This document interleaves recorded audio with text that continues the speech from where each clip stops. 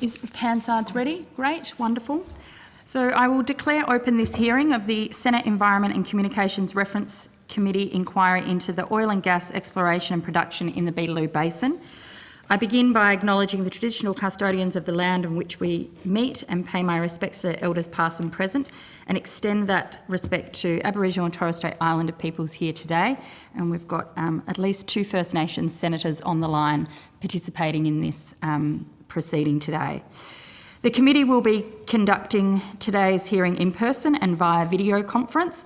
For the benefit of everyone attending remotely, I indicate that I'm joined by Senator Hughes in the room here, so it's Senator Hughes and myself, and that Senators Croghan, Cadell, Price, Canavan and Thorpe are participating via video conference.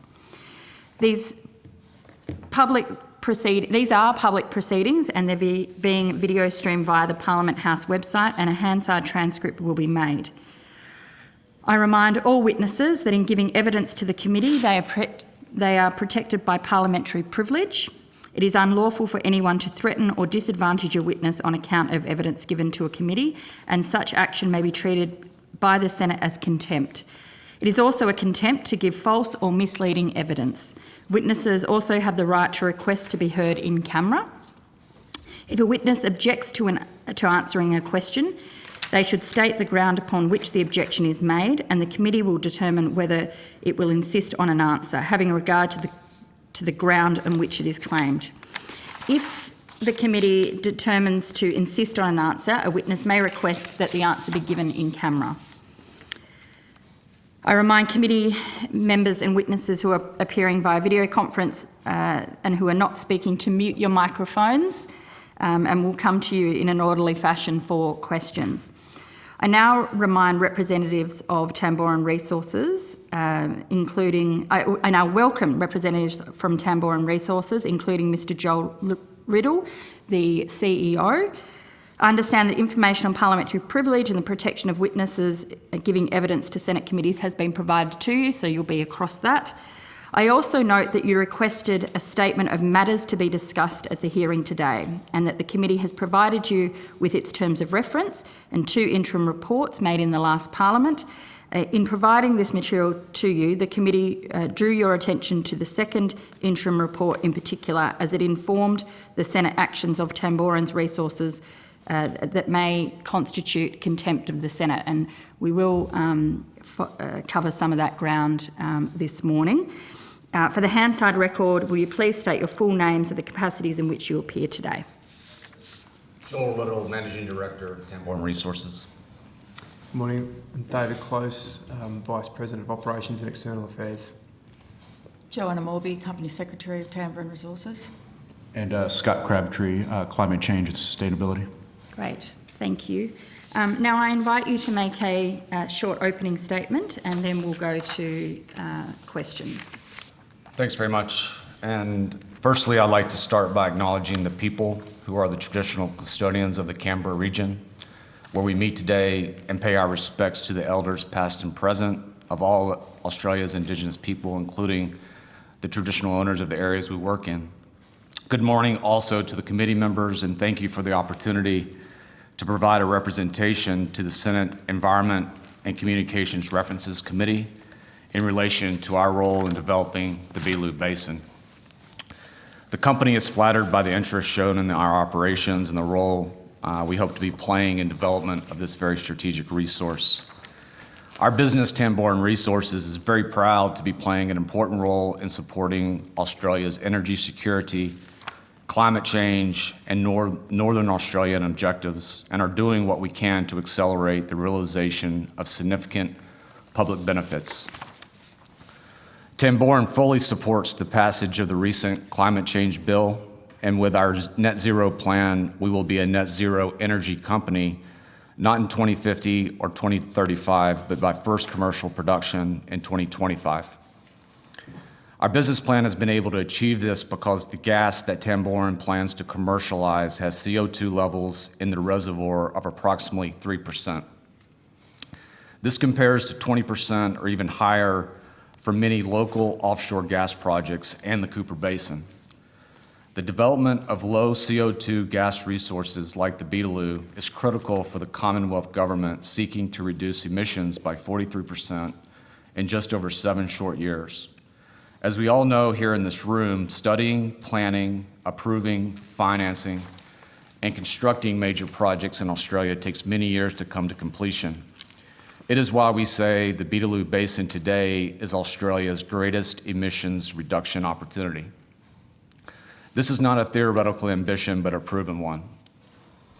The 3 states in the United States that traverse the Marcellus Shale, the most comparable to the Beetaloo, are Pennsylvania, Ohio, and West Virginia. By unlocking low-cost and abundant shale gas, these 3 states combined reduce their emissions more than the most expensive renewable project in the world, that being Germany's Energy Wind project that cost 160 billion euros between 2015 and 2019. Whilst Germany fires up its old coal-fired power stations, German citizens stockpile wood to keep warm this winter, and the country desperately tries to fast-track new LNG import terminals.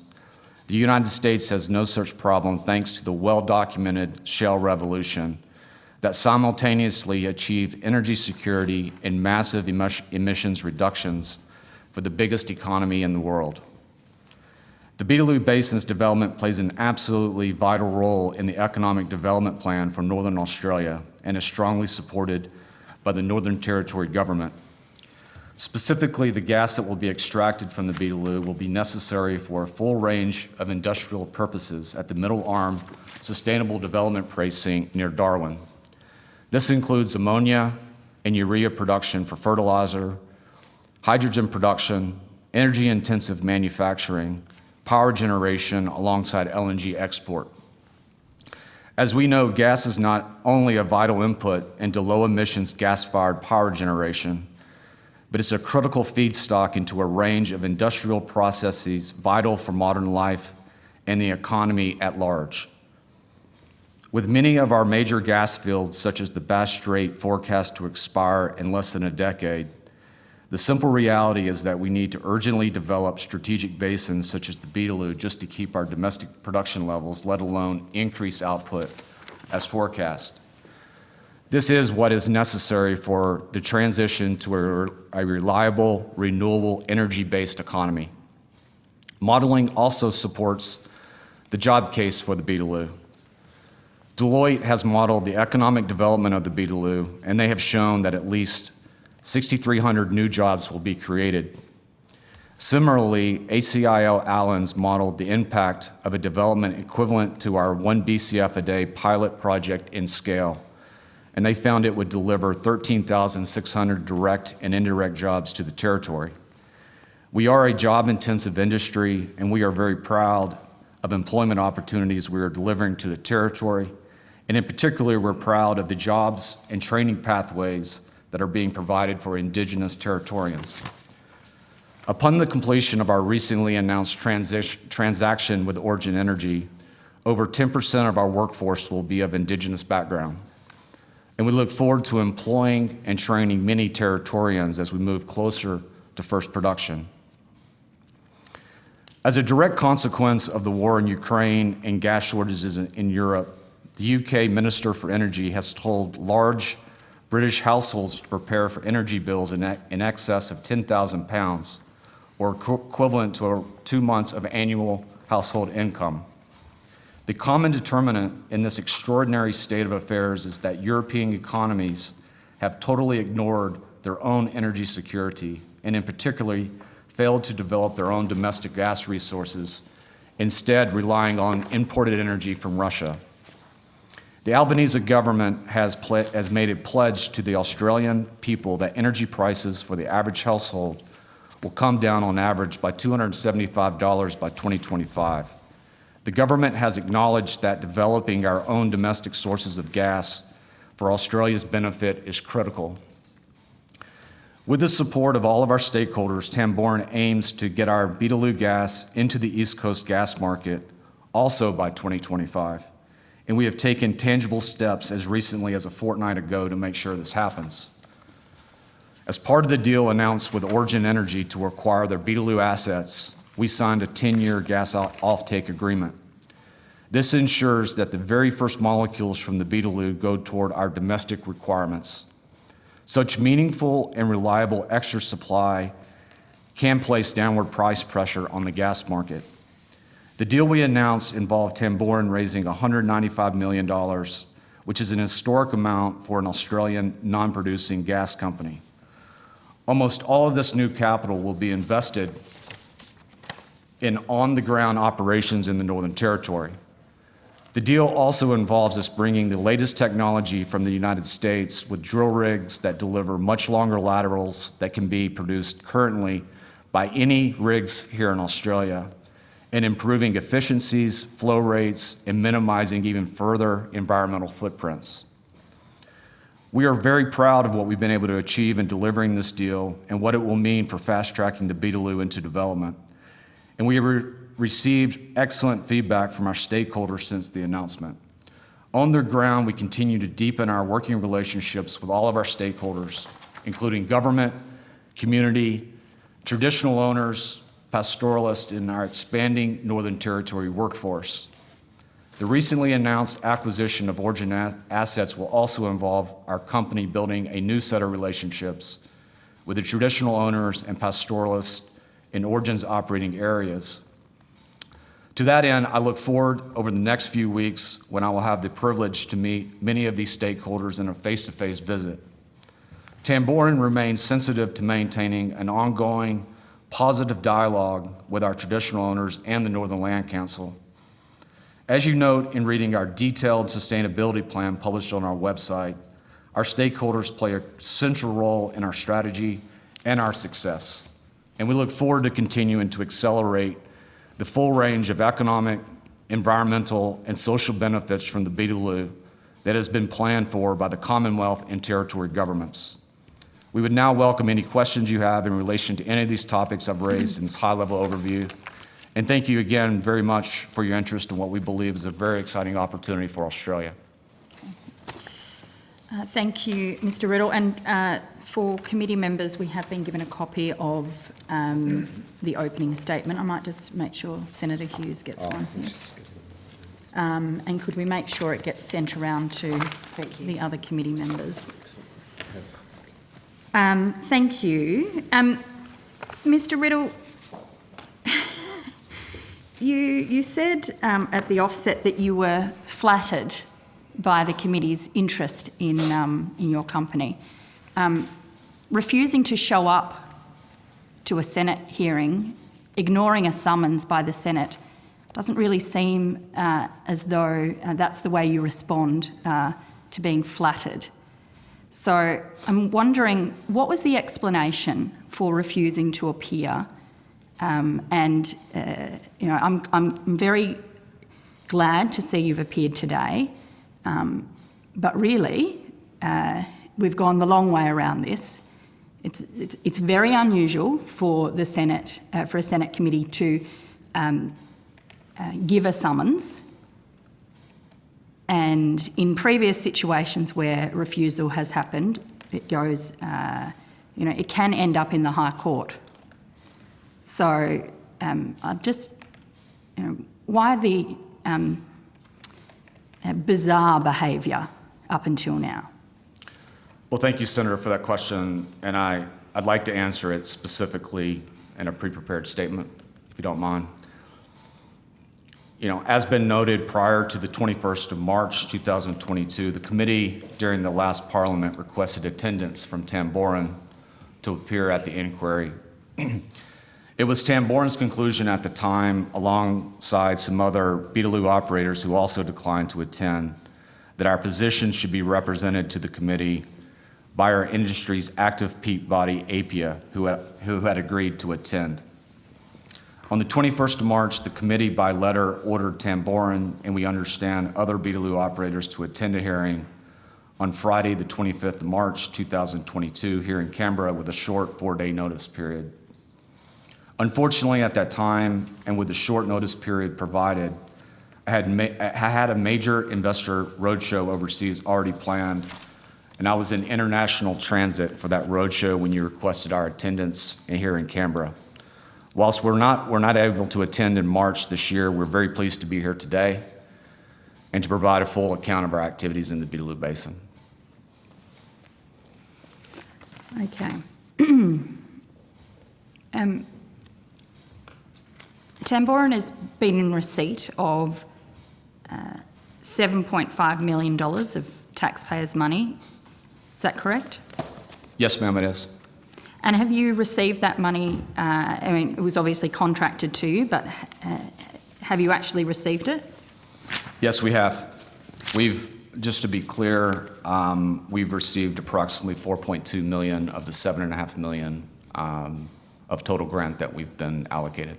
And of course, this was the reason why the Senate committee specifically had requested your attendance rather than just an industry representative body, because the industry representative body is not receiving taxpayers' money, you are. That's the reason for the need for accountability here. If you're going to take taxpayers' money, you should be required and accept that you front up. You accept that? Yes, absolutely. Okay. How much, or what? So you've been in receipt of the 4.2 million of the 7.5 thus far. Has that been spent? The way the grant scheme operates, it operates like a rebate. So we spend the money through drilling wells, and then up to 25% of eligible expenses get refunded to the company. We have drilling operations ongoing on the field today, and we've completed a majority of those operations, and therefore have received the $4.188 million of the eligible $7.5 million that we've been allocated as part of the grant. So you receive the money, it's effectively a rebate. You spend the money, you put in a claim, and you get, and the Commonwealth, the taxpayer, pays it back to you. That's correct. Would you be able to give us a list of the itemised receipts that you submitted, so that we can get a sense of what is this money actually being spent on? Obviously, it doesn't cover all your costs. Yeah, that's right. So there was a rigorous application process that went into applying for the grant, in which the company, has an obligation to provide that detailed list of expenditures that we've incurred. If you don't mind, I'd like to take that on notice and come back to you on that. I'm Yes, ma'am. happy for you to take it on notice.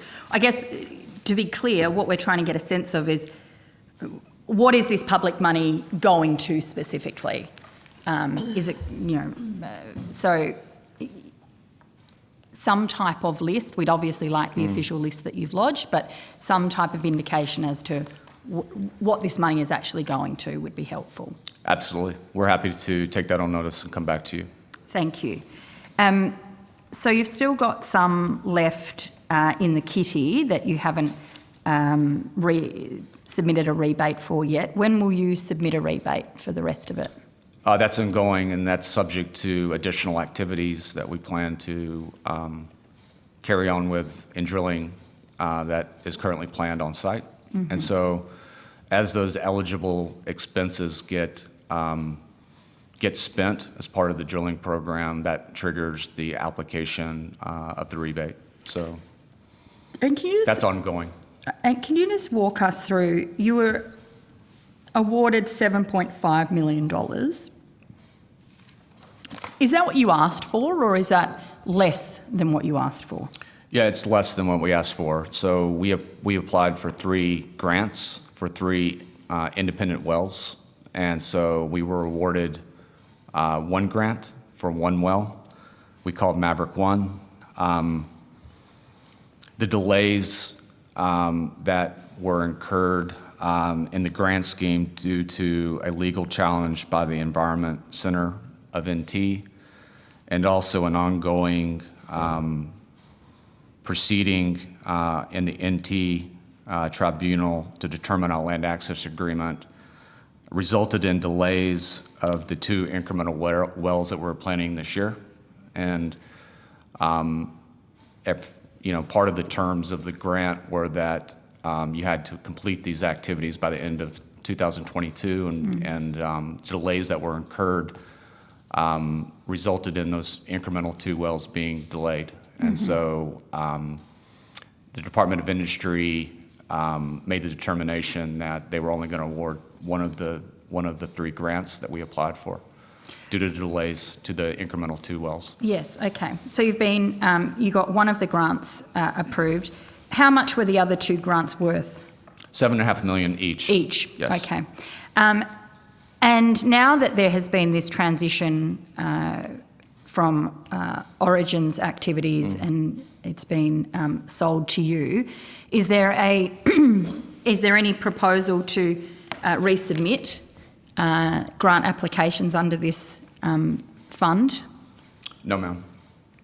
So you're not going to try and get more money for those extra 2 wells? That's not the intent at this time, no.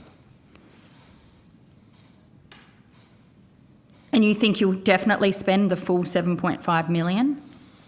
I think that's under, it's subject to the activities that we do in the field. We have up to $7.5 million to recover. I think it's too early to determine whether we would recover the full $7.5 million, given the uncertainty around our activities on the ground. Yeah. Has any of the 4.2 million that you have receipted back to the Commonwealth, does any of that included legal costs? No, ma'am. This is all eligible expenses that are tied to our application that we worked, very in a lot of detail with the Department of Industry, and that did not assume any legal costs. Okay.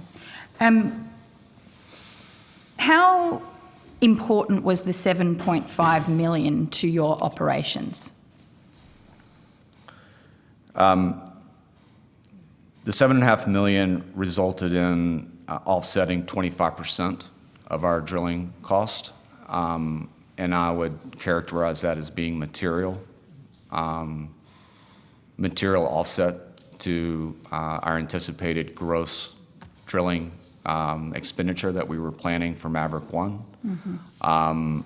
The AFE, our authority for expenditure that our board approved was around $45 million total spend. Do you think the taxpayer should have to cover 25% of an operation like yours? I think the merits of the grant scheme is, I think, in the hands of Parliament. Obviously, this was Are you saying you couldn't get a loan for 7.5 million to cover the gap? Capital raising is something I'm very focused on, and it's, I think a very challenging for a non-producing entity like Tamboran.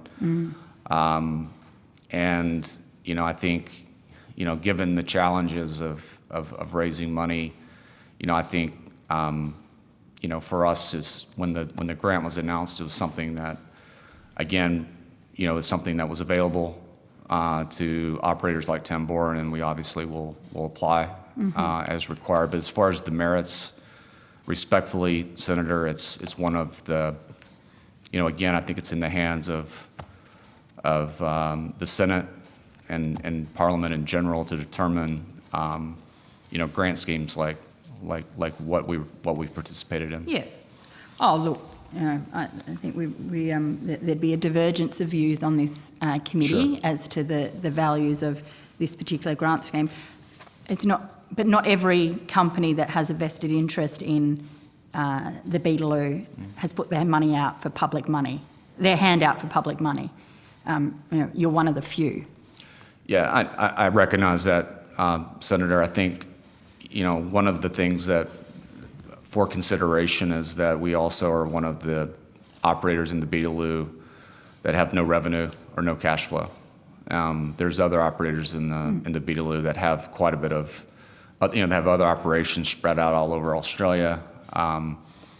they have existing production, existing revenues. Okay, And so- I hear that and I accept that from that you're in a difficult spot, but just because you can't afford it yourself doesn't mean the taxpayer should have to fund it. I come from the view of, well, if you can't do it, then maybe you should be looking at your project. Like all those renewable You know, projects. not everybody gets a subsidy. Yeah, I respect your view, Senator. Yeah. Again, it's in the hands of Parliament around determining, the appropriateness of grants, and that's certainly not something Yeah. that. And at this point, you don't intend on applying for any more. No, ma'am. Okay. You talked about being your first commercial production by 2025. Is that realistic? Yes. And you talked about some of the issues that you're experiencing on the ground. In relation to that, are you talking about the legal challenges that have been lodged? Yes. How much of your company's resources are you having to spend on legal costs at the moment? Senator, out of respect for the committee, I'd like to come back to you with that detail. I don't have those numbers in front of me, but if you would allow me to take that on notice, and I'm happy to come back and share that information with you.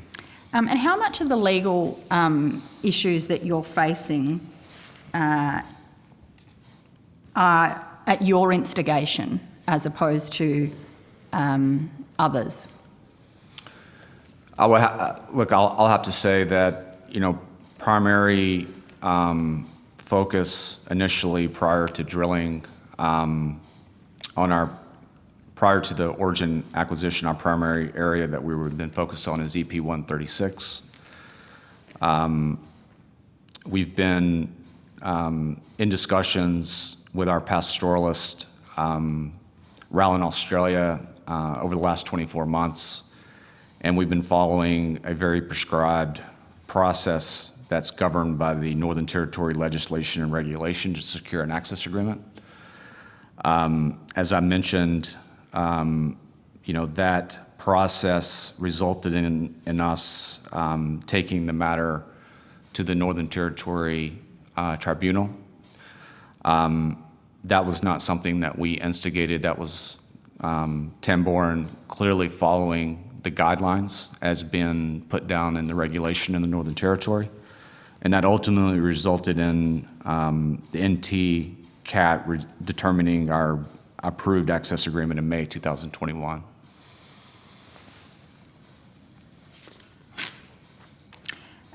You are in a legal dispute with Rowland, one of the pastoral landowners. And it's been put to this committee that your mode of operandi is legal threats and intimidation. You've also spoken in your opening statement to us this morning about having respect and a good relationship with stakeholders. We've been told, and of course it's public knowledge based on the legal dispute that you are in with Raylan, that you cut fences to access the property, fences that are not yours, that you entered this property without approval. And how is that upholding respectful relationships with stakeholders? Categorically false that we've done anything to pressure anyone. So I want to say that for the public record. Did you cut fences of somebody else's property? Yes, we did. Doesn't look very good, does it? Look, this is a matter that, again, is subject to ongoing court proceedings. So out of respect, I'd like to not get into the details of the matters with Rowland, if possible. Well, we've had a bunch of allegations put to us. Sure. So we have to put them to you. You can, answer those that you feel you can, and if we need to, Sure. go into camera, then we'll have to do that. Sure. I'd like to respond by just saying, and underscoring that we respect the rights and views of all pastoralists in the Beetaloo. Cutting someone's fences Yeah. and entering into their property doesn't sound like respect to me. Respectfully, Senator, that is within the regulations. And so we were abiding by the law in doing that. Pastoralists have surface rights in the Beetaloo. Other companies have mineral rights. Other companies have geothermal rights.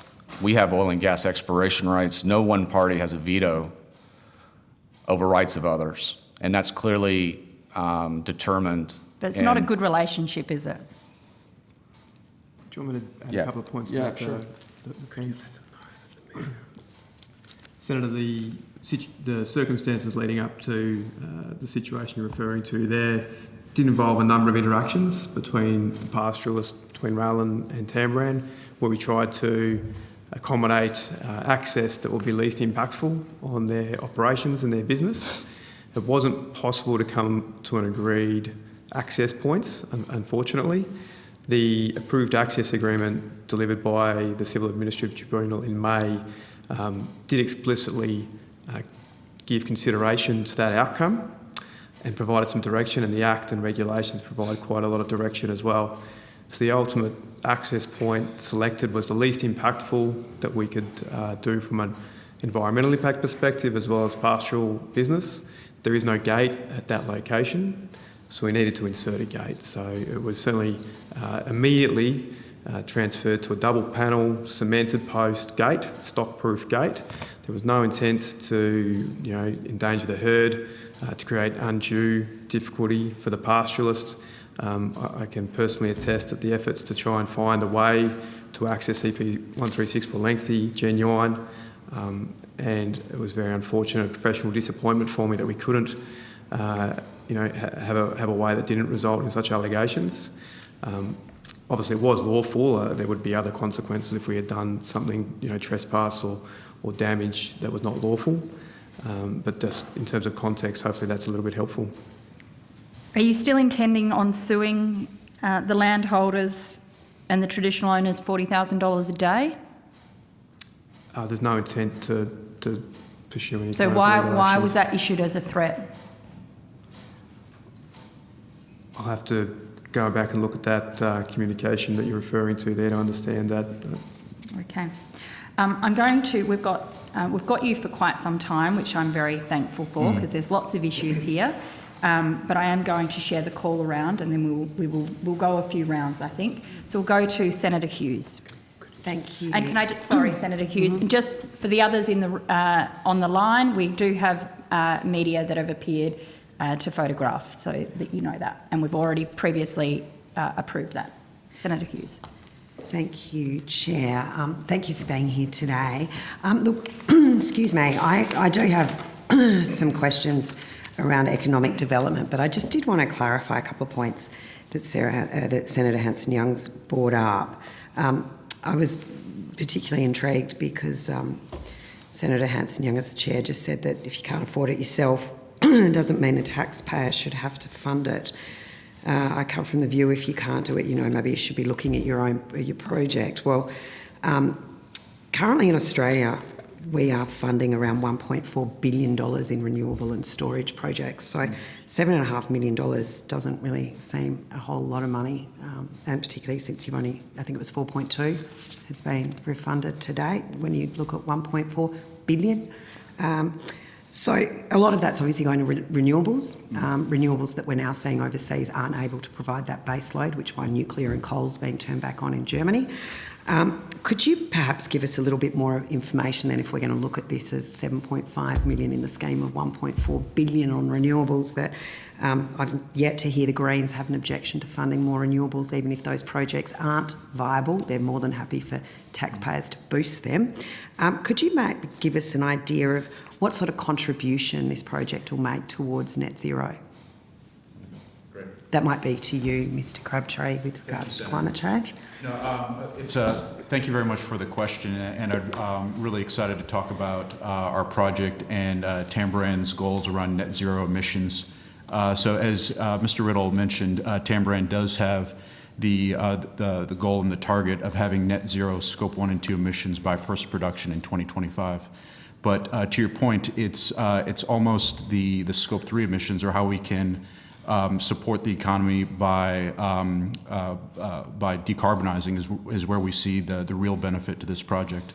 So the gas supply that Tamboran can provide, it supports Australia's decarbonization goals, but also has the opportunity to help decarbonize our region with our major trading partners. Mm-hmm. So when you look at coal usage in the region, it is still going up. And we do see that as increasing overall emissions. And we do see the role of low CO2 natural gas being a really important lever that Australia has to help decarbonize our own economy, but then also to help decarbonize the region. So we're really excited about the project from our own emissions perspective, but then also from the perspective of how we can help decarbonize the region. Mm-hmm. Okay. Look, I might come back to some of that a bit later on, but I just did want to clarify some of those points, because it did seem to me not a very significant investment of a government grant that's there. You applied for it. That's what they're there for. So anyway, with regards to economic development, there was an inquiry that provided competing social and economic considerations, and that can sometimes conflict with regards to onshore gas extraction. What are the social and economic consideration and impacts that will specifically arise with regards to this project in the Beetaloo? Yeah, thank you. Sorry, it's just someone dropping in or out, or silencing or muting or unmuting. No problems, thank you. Yeah, thank you, Senator. It's an excellent question. I think the first place I'd go in terms of an answer, because it's such a complex issue, is the final report of the scientific inquiry led by Justice Pepper gave a substantial amount of consideration to those kind of questions. And there's numerous chapters that deal specifically with some of those aspects, as well as being, including over 135 recommendations that put ecologically sustainable development at the forefront, and then specific chapters dealing with public health, Aboriginal people and their culture, social impacts. And so there was a really great reference, with a lot of resources that have gone into that. I think at the most basic level, what we see is an opportunity for economic development in a region that at the moment doesn't have a substantial number of major projects put forward. It's an area where there is an existing pastoral industry and live export supports that. There are some resource projects, such as the MacArthur River Mine. There's somewhat of a dearth of projects, so the opportunity to have meaningful employment and stay on country is really challenging. So the Northern Territory government is very focused on development, on jobs creation, on having a $40 billion economy by 2030, and they're very supportive of projects like onshore gas more generally, and the Beetaloo in particular, because of the recognised prospectivity to bring diversity in the economy, growth in the economy and jobs, and real meaningful opportunities for people's participation in the economy.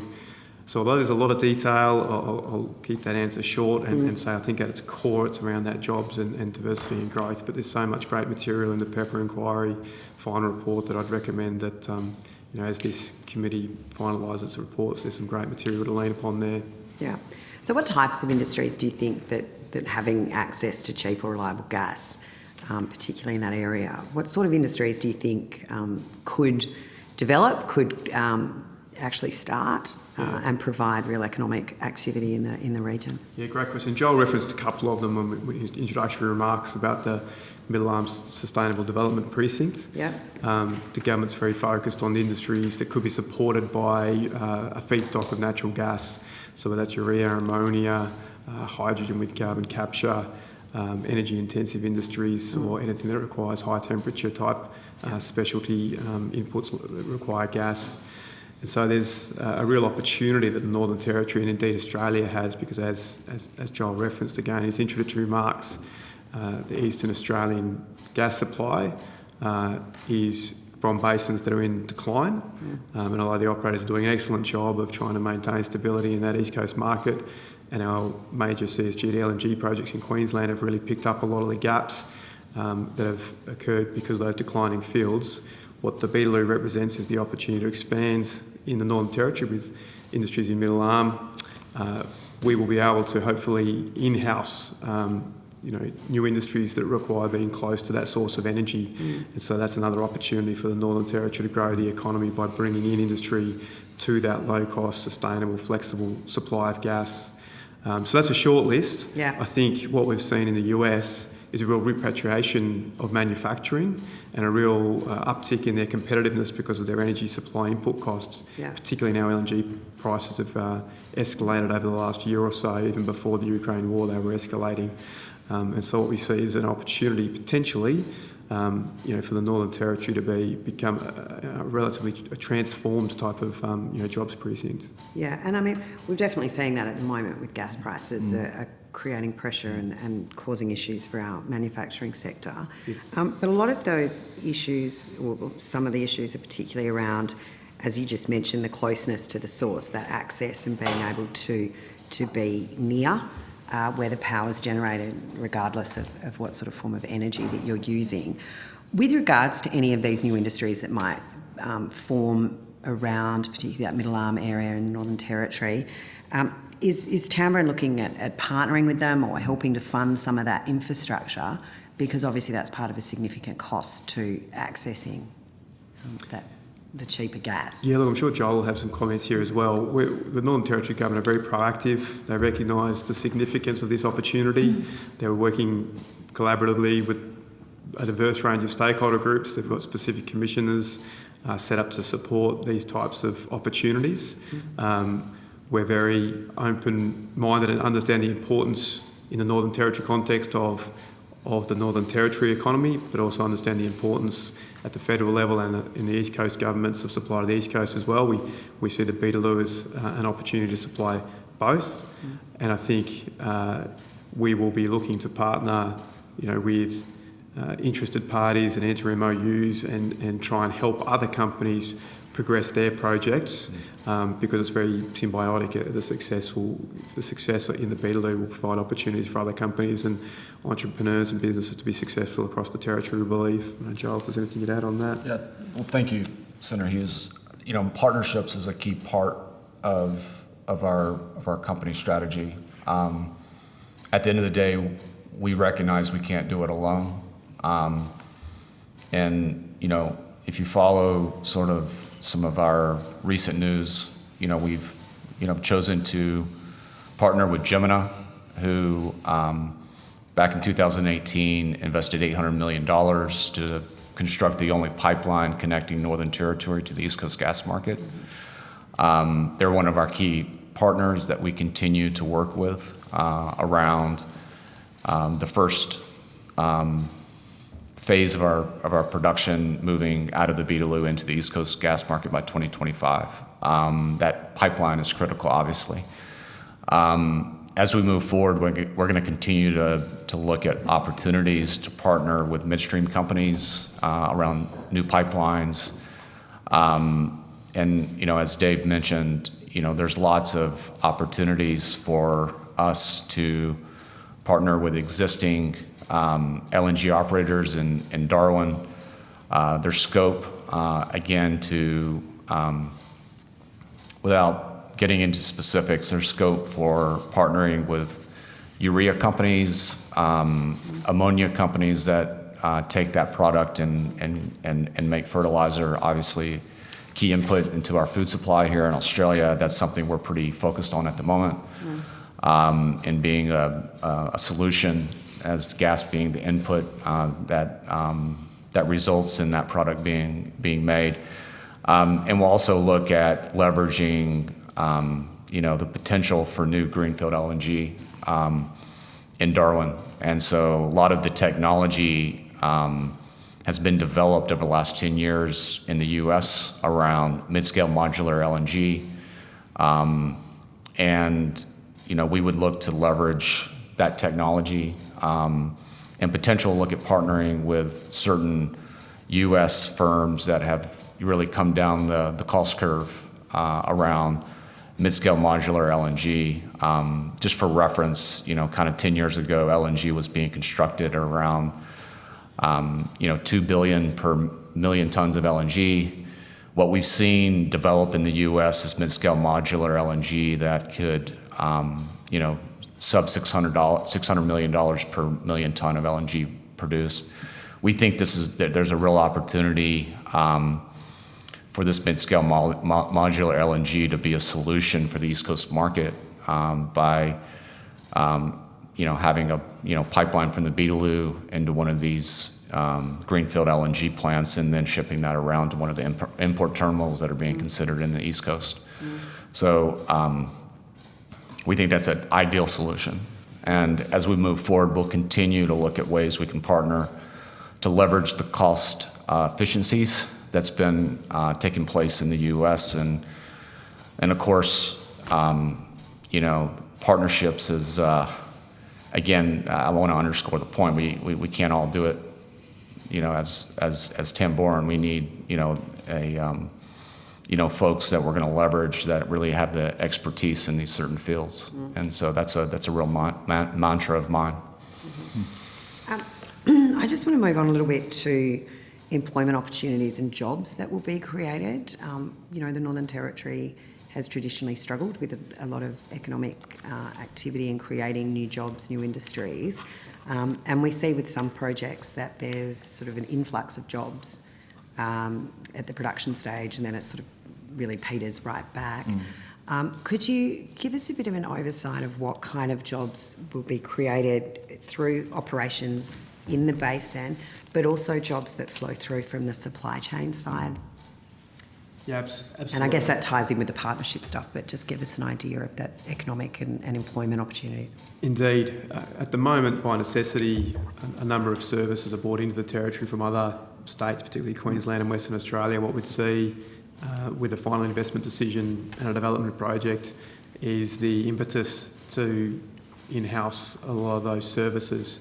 And so those types of services we're talking about there would be for rig provision, more camp provision. We're already accessing camp services from local Northern Territory providers. The need for civils and construction services would increase. And so there's a lot of that base primary level in the regions. At the moment, Katherine and Tennant Creek are the closest regional centres, but they're quite distant. So there's opportunity there for pastoralists or Aboriginal-owned companies that want to expand into the industry to really find a niche and find substantial support. And there is already a business out of Elliott, for instance, that's benefiting from even this exploration phase where it's a little bit more seasonal rather than continuous as it would be after a final investment decision. But as you allude to there, then the secondary service around provision of basics like food, accommodation, cleaning, waste transfer, transport and logistics, and then supporting each of those, the medical, education, recreational support of all of that community need, creates that sustainable economy. A project like this, where there will be some greenfield elements to what we would call the upstream part, the bit in the Beetaloo Basin, but leveraging a lot of that brownfield infrastructure across Eastern Australia and Northern Australia for export, would allow us the opportunity to avoid some of the boom-bust that our industry gets criticised for, not just our industry, but the resources and construction industry more generally. Again, Justice Pepper and the panel talk at length about this and made a number of recommendations to help avoid some of those challenges. And I think Queensland in particular has a lot of lessons learned from the simultaneous construction of 3 major LNG export projects. So there will come challenges and there will be risks, but the opportunities, I think, really outweigh them, and there'll be substantial employment and new business opportunities for those companies that want to take advantage of it. And will that have a flow-on effect or an impact on Indigenous employment levels? Indeed, I think there's a lot of training made available in Northern Territory, which is great, and obviously we want to support capability build, but the criticism we hear is that it doesn't lead to jobs in the regions. Mining is one area which is starting to grow in the Northern Territory and will provide some opportunity in the regions. And the mining industry is very good and focused on increasing that Indigenous participation. The oil and gas industry will certainly look to emulate that, and in some areas already doing a good job. So straight up, absolutely, and our contractual exploration agreement rights. And in the future, if you were to negotiate an ILUA or a production agreement, they will have obligations and requirements to facilitate that capability build and provide that type of opportunity. So I think it is a genuine, and that's what we hear from native title holders. They support this project because they see it as an opportunity to provide their children, their grandchildren with opportunities to have meaningful employment and stay on country. And so I think that's a really good point and would absolutely agree with it. Yes, I've just got one more, if I might. And just to cover off and sort of round this out, this topic, with regards to support that will be provided or what's Tamworth going to do and local content, if you like. So, local providers, local businesses, what sort of impacts are you going to see in the community economic development and benefits flow through to any suppliers or those through the supply chain? Yeah, look, I think at the moment we are very remote from the towns I talked about with Catherine and Tennant Creek. We do have closer communities in Elliott and Borroloola and Yeri and so forth. At the moment, Elliott has probably benefited most substantial, businesses in Elliott have benefited most substantially. And where possible, I think all operators have made good efforts to take advantage of the Aboriginal-owned enterprises in Elliott for services that they can offer, and they've been able to scale up. And I think Origin in particular have been very good over the years at working with these businesses to improve their capability. So already there is that direct impact, and you see that employment opportunity, continuous employment opportunity be supported. The challenge for us will be to grow other businesses like that in other communities and create opportunities, help the entrepreneurs that are in these towns to find that niche and find a way to grow a business and support. I think we're very focused on local content, camp, civils, supply of provisions that can be done. Water bore drilling is another one that we can typically get in the territory. The ones that we can't get in the territory tend to be the large drilling rigs. They don't tend to be permanently located in the territory. And other specialist oilfield services. Over time, those service companies will come to the Northern Territory and they will bring their own training and capability development programs that should provide opportunities, and it's certainly in their best interest to not mobilise out of Roma or not mobilise from Perth and so forth. And so we need to get across that sanctioned gate where we're certain of our ongoing continuous investment, and I think those opportunities will flourish. Okay. And Senator, I'd also just add that, one of the areas where the company has spent a lot of time, kind of in studying the energy revolution that's occurred in shale in the U.S., where small towns like Midland, Texas, or at least they were small 10 years ago, there's cities. Small Texas style or small for the rest of the world? Yes, small relative speaking. A lot of my team have experience in working in these areas, have taken part in this early stage, phase that we're in the Beetaloo, and have seen, numbers of wells increase and opening up opportunities for entrepreneurs to, be a solution around services and products that we're using. So I will like to underscore to the committee, a lot of folks on my team have that experience, and so we bring that, bring those learnings into our development mindset. And that's, again, I just want to also underscore something Dave mentioned is that, that's a real focus of mine. This is an area that takes, in my view, a lot of leadership and a lot of focus, and something I'm going to be ensuring that, in areas where we can stimulate entrepreneurship in these small towns and around where we work, we'll be doing that. And Indigenous employment is a real focus of mine. I will say, with the transition that's going on with Origin Energy at the moment, as part of the acquisition of their assets in the Beetaloo, Origin has done an incredible job over the last 8 years. And so we'll be picking up, those efforts and moving those forward. And again, this is it's a really exciting time for all the people living in these towns that want jobs. I mean, that's the overarching thing. When I have gone and visited on the ground, that's the common message, obviously, from the Northern Territory government. It's very focused on jobs, and that's something I just want to really underscore, that our focus is very much aligned around getting those jobs up and running as quickly as possible as we get into a first development. I'm going to go to, and we can obviously come back to you, Senator Hughes. Yeah, I might have someone notice, but we'll see how we go for time. I'm going to go now to Senator Thorpe. Senator Thorpe, are you there? I am, thank you, Chair. And thank you to Tamboran for appearing today. You given an acknowledgement to country when you began your brief to this committee. Could you tell me what that means?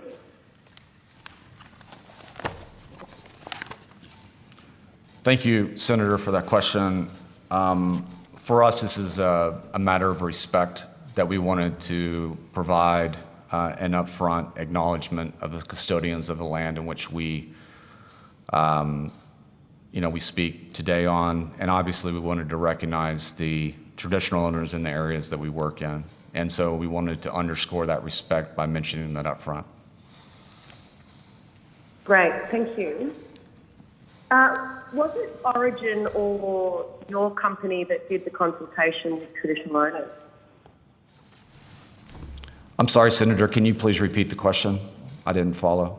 Did Tamboran do any consultation with all of the traditional owners that cover the country that's in question? Yeah, thanks, Senator. That's David Close here. I'll take that question. I'll try and provide an answer to that question. So Origin and Tamboran will have both engaged separately to date, obviously operating as separate entities. The process both operators will have followed is very similar. We follow the process prescribed by the relative legislation and regulation through the Northern Land Council. It's an extensive process that's well documented, and the NLC is that body that we engage the recognised native title holders through. We do engage more broadly interested parties and concerned stakeholders, and make ourselves available to other concerned or interested stakeholders, but there's a primacy given, of course, under those legislation, those pieces of legislation to native title holders. In the case of Tamboran or Sweet Pea on EP 136, there is an exploration agreement and a tripartite deed between the recognised native title parties, Sweet Pea, a subsidiary of Tamboran, and the Northern Land Council. And that sets the legal framework for how that engagement occurs on an ongoing basis. Does that help? I suppose I just need some more information about who are the other traditional owners. I understand that you work with the government instrument in terms of the Northern Land Council, who also appears that inquiries a function, if you like, for government.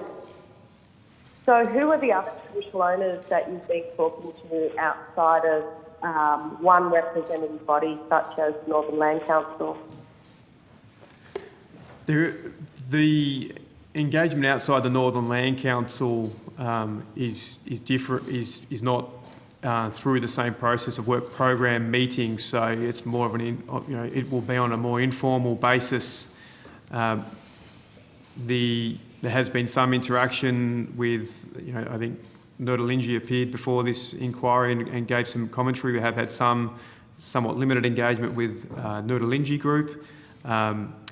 We'll make ourselves available to any other groups that want to discuss matters around onshore gas development, protection of the environment, activity regulations and so forth.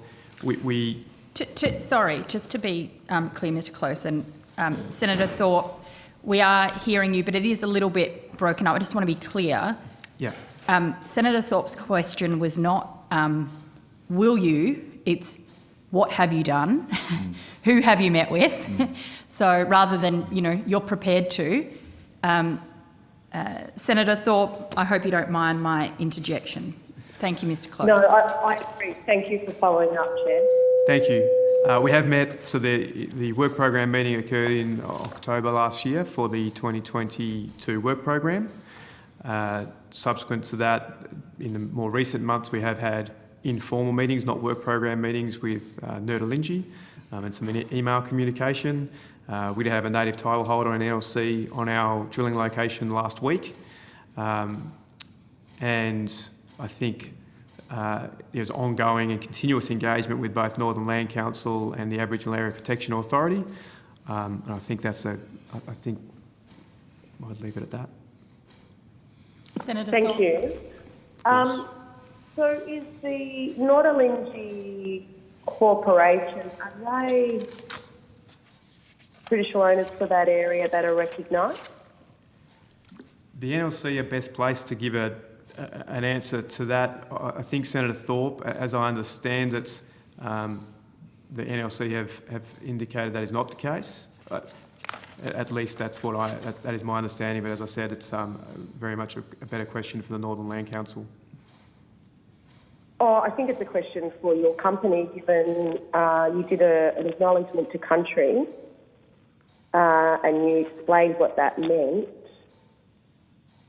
I want to know from your company, what traditional owners are you dealing with? Are you dealing with one corporation, or are you dealing with more than one? And if so, who are they? No, well, the Northern Land, we deal in matters related to the exploration agreement, which is our legal framework for undertaking the exploration work on EP 136. We work exclusively through the Northern Land Council. So the Nurdalingi Corporation, who are also recognised through the same process, they're not part of your work program? Look, I have to take that on notice. As I understand it, they don't have the same recognition under the Native Title Act as the native title holders recognised by the prescribed body corporate that is the Northern Land Council. I'm not a native title legal scholar, apologies, but that's why we work with the Northern Land Council. We can't go vigilante and sort of establish other engagement avenues. That would be undermining the process with those recognised native title holders. So until we're advised otherwise by the Northern Land Council, that's the process that we follow. Thank you. I again remind you of your acknowledgement to country explanation in terms of respecting traditional owners, and it seems that you may need to revisit that. I have seen correspondence between Nurdalingi Aboriginal Corporation and the Northern Land Council and ARPA, which proves that this is incorrect, what you're saying, and that ARPA and the NLC do recognise Nurdalingi and are in regular contact with them.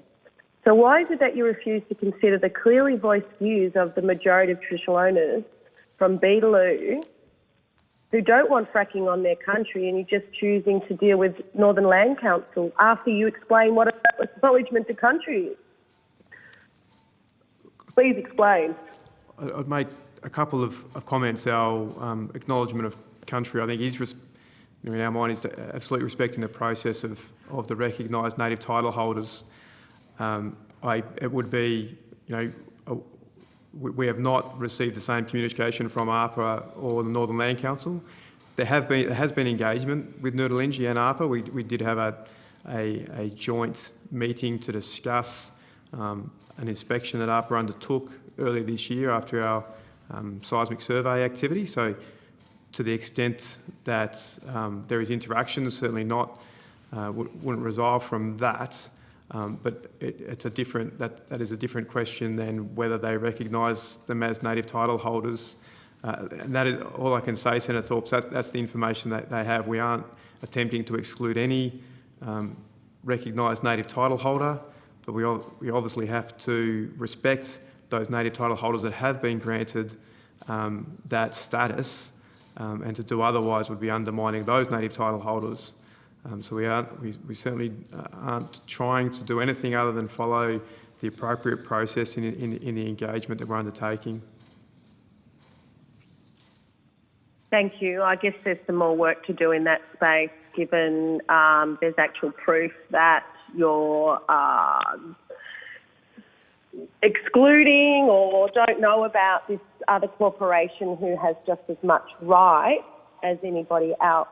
And it might be something you take on board from this process because it's important that we don't pick and choose which traditional owners are going to give us manufactured consent, which happens a lot in our community. My next question is, do you understand free, prior and informed consent? Yes, Senator. Could you explain what that is from your company's perspective? I think it's a well-recognised principle under the UN Charter.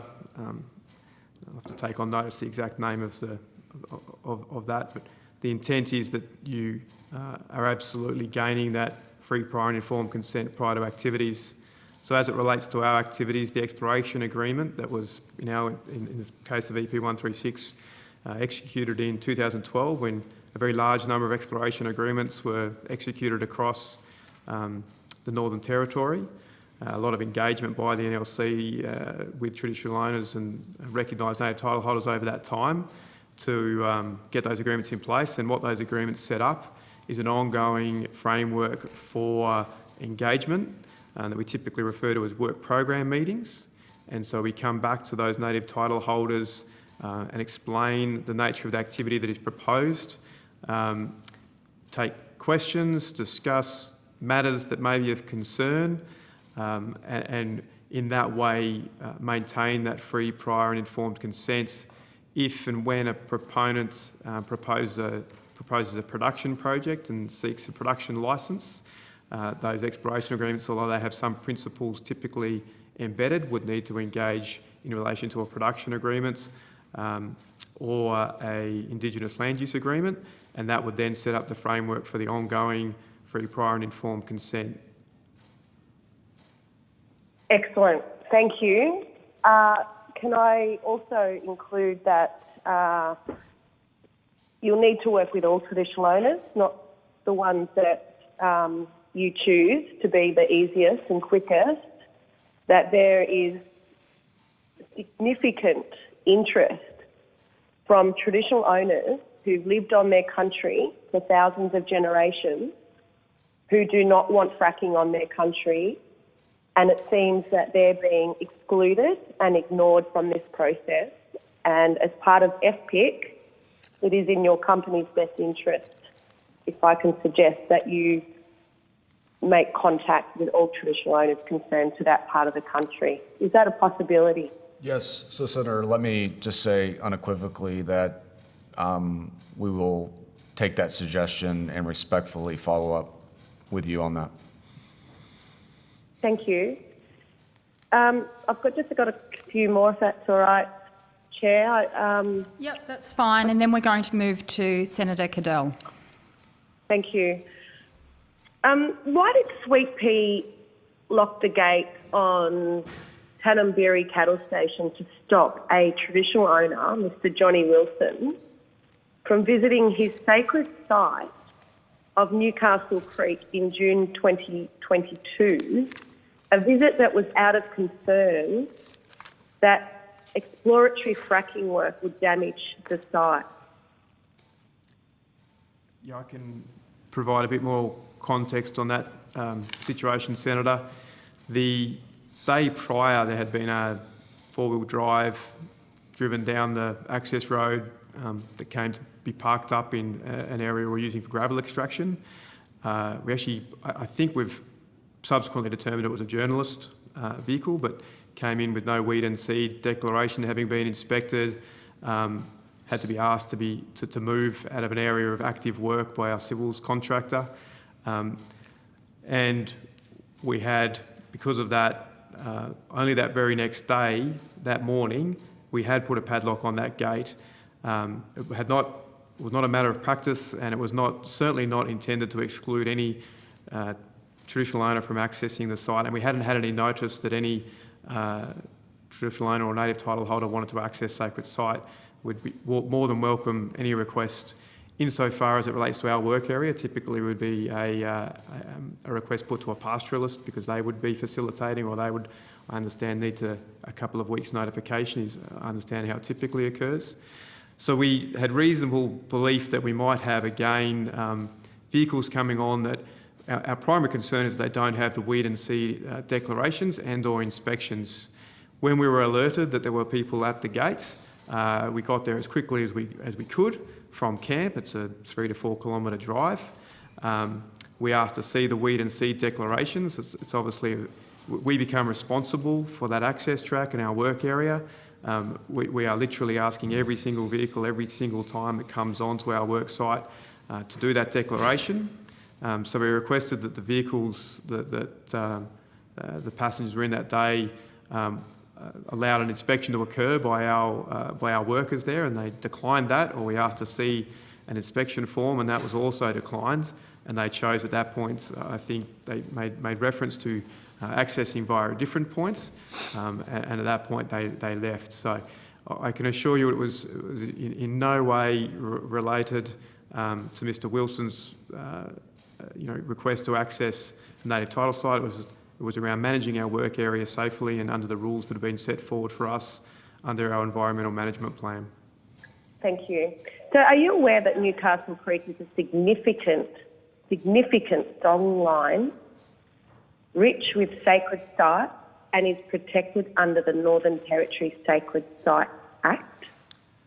I'm certainly familiar with the geographical manifestations. I can't speak to any expertise in regards to songlines, Senator, but the water holes along Newcastle Creek and the Newcastle Creek line itself are very clearly articulated under our Aboriginal Area Protection Authority certificate, and the conditions are such that we cannot enter certain restricted work areas. One of those restricted work areas is parts of Newcastle Creek. There is an access track that has surely been in existence for quite some time. The pastoralist uses to go about their business. We have authority to use that access track, but we don't have authority to create any new access track or indeed to acquire seismic data in that restricted work area because of its importance that you've referenced there. And of course, we've followed those conditions rigorously, and we have not entered any restricted work areas. They have buffers around them. We've put additional buffers around the buffers, and we have welcomed the inspection by ARPA to confirm that all of those conditions have been adhered to. There is no place for ignoring known sites and interfering with them in any way, and we've not done that. My final question, thank you. Traditional owners from Nodalingji Native Title Aboriginal Corporation have identified Sweet Pea resources crossing the creek, which they claim is protected under the Northern Territory Sacred Sites Act. Can you please verify if this occurred? Well, in reference to my previous answer, I'm happy to be able to inform you that there were no, the restricted work area identified to us by ARPA, which is what we take as our gold standard, and that has got engagement, thorough engagement, independent even of the NLC. The Aboriginal Area Protection Authority undertakes its own process to talk to who they consider to be the appropriate people of culture and law to speak to sacred sites, and they provide a map and GIS data to ensure that interest holders can undertake their activities and be confident they're not going to transgress a sacred site or a restricted work area. So there was no entry of that restricted work area. The access track or where we did traverse the continuation of Newcastle Creek is west of that restricted work area. Again, this is confirmed by the ARPA inspection, who used drones, physical inspection to come on site. They had free range to go wherever they needed to undertake their compliance audit, and they have communicated back that we're in compliance with our conditions. So we have had the opportunity to have that conversation with Mr Wilson and Noordalingi a couple of months ago, Senator. So I believe we've addressed that with them as well directly. So hopefully now we've been able to set the record straight that there was no breach of those restricted work areas and protected sacred sites. Thank you. No further questions, Chair. Thank you, Senator Thorpe. Senator Cadell. Thank you, Chair. I want to go back, if I can, sorry for not being there in person, on competitive land use and go back to some earlier questions where we're talking about a fence being dropped. Was the access to that land lawful under your approvals? The approved access agreement, determined by the NT Civil Administrative Tribunal, does allow for access. It requires good faith negotiations to agree access, and absent that, for the most practicable access route to be constructed. That's also supported by the Northern Territory Petroleum Act. I believe it's section 65, but we can certainly follow up on that if I'm incorrect.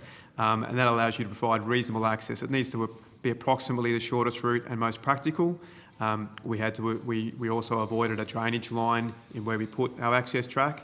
The benefit of the access track we've created and the gate we've created is it doesn't interfere, minimises the interference with the pastoral business. We would have had a lower cost approach had we tried to use one of the existing pastoral access tracks, but potentially then have greater interference of the pastoral business. So the solution that we've ultimately come up with, which has created a new access track to our site with a gate, we believe is entirely within our approvals, within the law and under the appropriate legislation. Can I ask, what was there a time delay or anything between cutting the fence line and installing the gate? Did it happen simultaneously, or was there a delay? It was very well managed in the field, and I've got to say the field relationship between the staff has been very professional and respectful, and we certainly appreciate that. The courteous behaviour in the field has been beneficial, I think, to all parties on the ground. We set up such that we didn't cut the gate on day one, prepared the civil equipment such that we would be able to make sure it was stock proof, and so there was no period where it was unmonitored and not stock proof, and the gate was installed by a professional local fencing contractor. It came down from Katherine to do the job. Similar to the specs of another gate we observed in the boundary fence of that particular pastoral property. Can I ask how many pastoral leases do your activities cut across? Is it just the one, or is there more companies with pastoral leases on your footprint? There are more on EP 136 in the north. There are two that we have engaged. That's Tanambrini Station and Beeloo Station. I would need to check. It does extend the Fairway South, our permit, and I do believe there's some other pastoral stations further south that we cover as well, Senator. Are there concerns with other pastoral holders, or do you mainly have concerns with this one? What was this one's name, sorry? It's a good question. We haven't had as much engagement because most of our activity has been centred on the Tanambrini Station landholder, so it's certainly been concentrated there. I think in future, and certainly as we pick up the broader Origin acreage, there are a number of pastoralists, some that we know already and we're engaging with somewhat informally until the transaction completes entirely and we can speak as operator. We're certainly looking to get that, continue the deep relationship that Origin has built.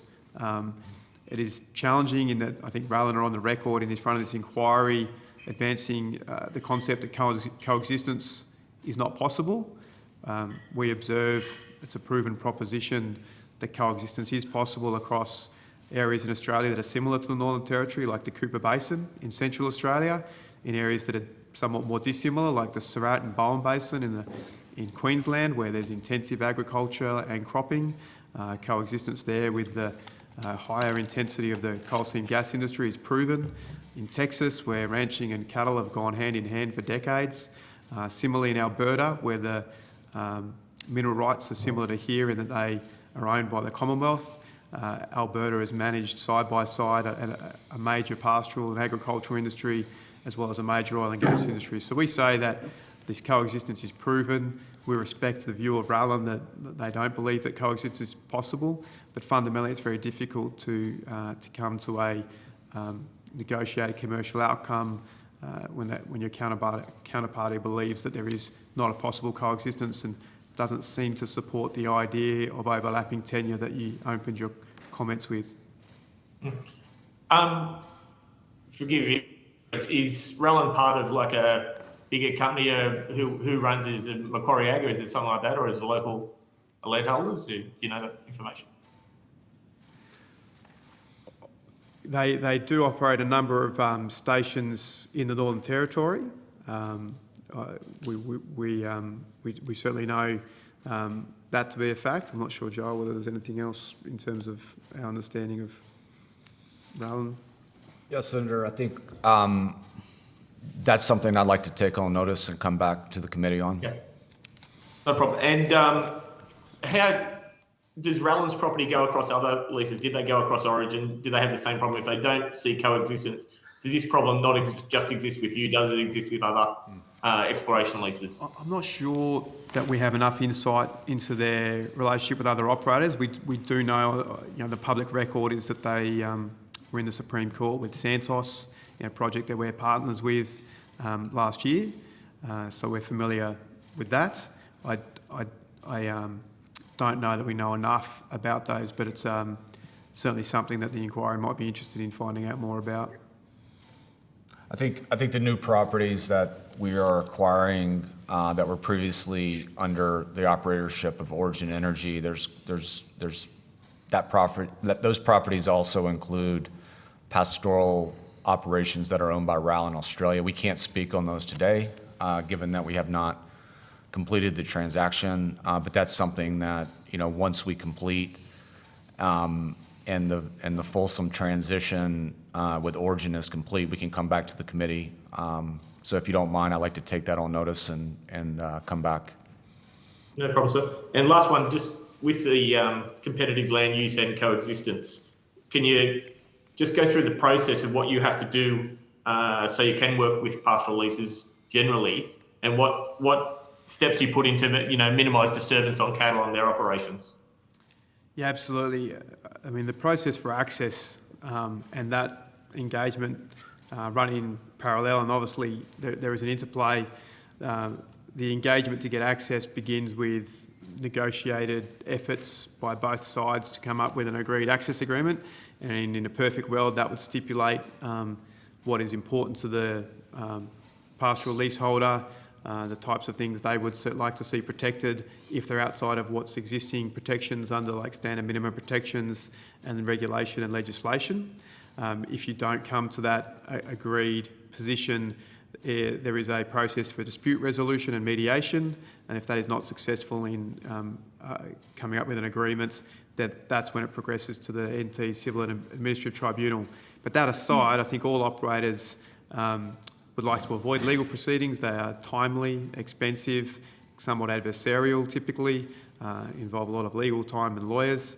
And what we prefer to focus on is the type of stakeholder engagement you're referencing there, so you understand when the musters might be, which areas of the pastoral lease should be avoided for specific reasons to do with the type of country and cattle they're running. where they may have put watering points, where their egress points are for their cattle. In the past, I've experienced situations where a road we put in was very advantageous because it was on the other side of the tick line, and so the cattle that they would muster from that part of the property they could now exit without having to go through the same requirements before that road was built. So by understanding the needs of the pastoralists, you can quite often engage them and add value. And that's obviously the goal, and will continue to be the goal of every operator at Tamboran, notwithstanding.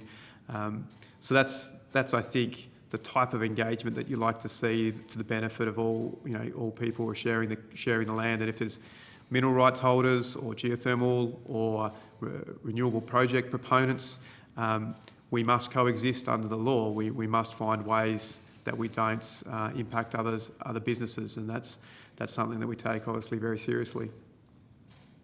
Okay. Right, final question. A bit of a poker here. This one should I haven't been to the land, but have been researching what it looks like on thing. What use is there other than agricultural and gas at the moment and traditional use? I mean, if live exports were to stop tomorrow and the cattle industry fail, is there employment prospects in this region other than those two? I'll start and answer there. I think certainly at the moment the primary industry is live export, heavily dependent on that for most of this region. I think with, for instance, low cost energy inputs or lower cost gas, you could potentially expand the type of pastoral or agricultural activities that are available. And there are proponents across the Northern Territory looking at different types of plantations and or cropping activities. Obviously it wouldn't happen overnight, and I think it's another one of those potential symbiosis we might see if we do get an industry up of things that might be supported. But I think to your point that there aren't a lot of things right now, and there's been decades available for them to progress. And without a catalyst like the gas industry improving infrastructure, providing better mobile telephone service, providing access, it will be difficult for those other industries to get a foothold. What we'd like to think is that with economic development, we will be able to engender further economic development and further opportunity in the regions. Thank you, Chair. Thank you, John. And I will Senator, also add that, there is prospects for geothermal energy prospects in the region. And to Dave's point, I think once there's the first couple of rotations on our gas development, I think there is,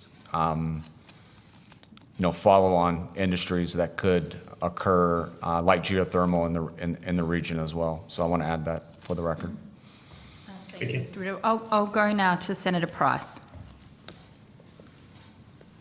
Thank you very much, and thank you for appearing to the committee. I understand, as the Senator for the Northern Territory, just how important it is to offer opportunities, especially for traditional owners, where there is little opportunity to move away from things like their dependency and to have employment to be able to support an economic development on country for a lot of traditional owners. So very much appreciate you appearing today.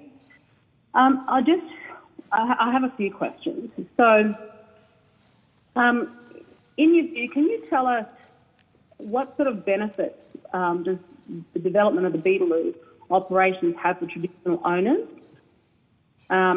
Specifically, especially for those whose lands you operate on. Sorry, what was the very last part of that question, Senator Price? What sorts of benefits does the development of the Beetaloo have for traditional owners? Right. That on the land that you operate?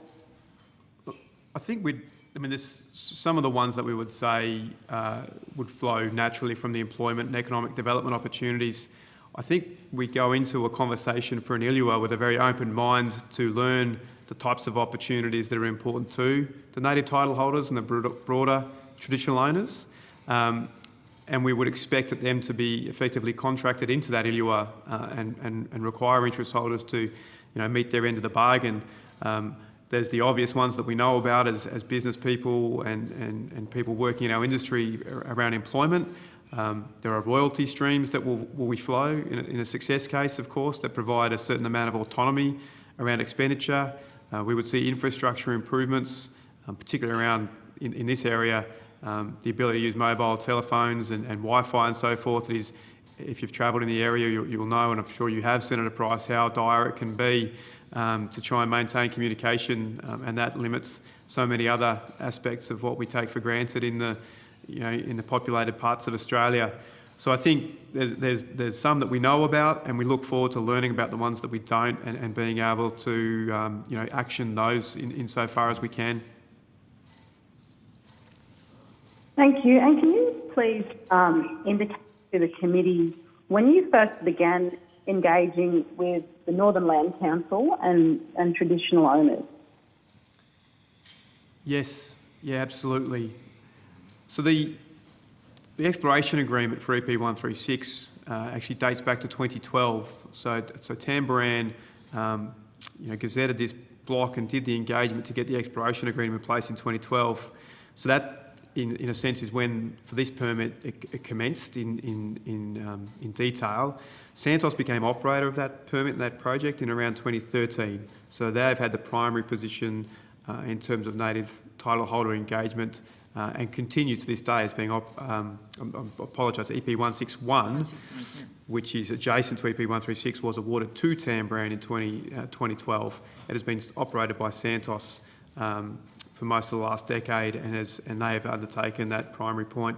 EP 136 was awarded to Sweet Pea at a similar time frame, and so that engagement, and Sweet Pea, incidentally, did a lot of the early engagements, was an interest holder that took up a lot of permits across the Beetaloo that are subsequently operated by other operators like Falcon and then Hess and then Origin.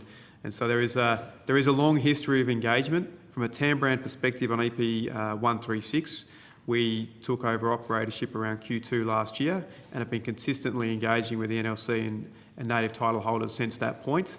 As I said earlier, including up to last week when we had a community cultural manager on site to inspect and impart wisdom and learn at the same time, which was a really good experience for them to see it with their own eyes, to put it in their own words. So I think continuous, but indifferent depending on exactly which area and which permit you look at, Senator.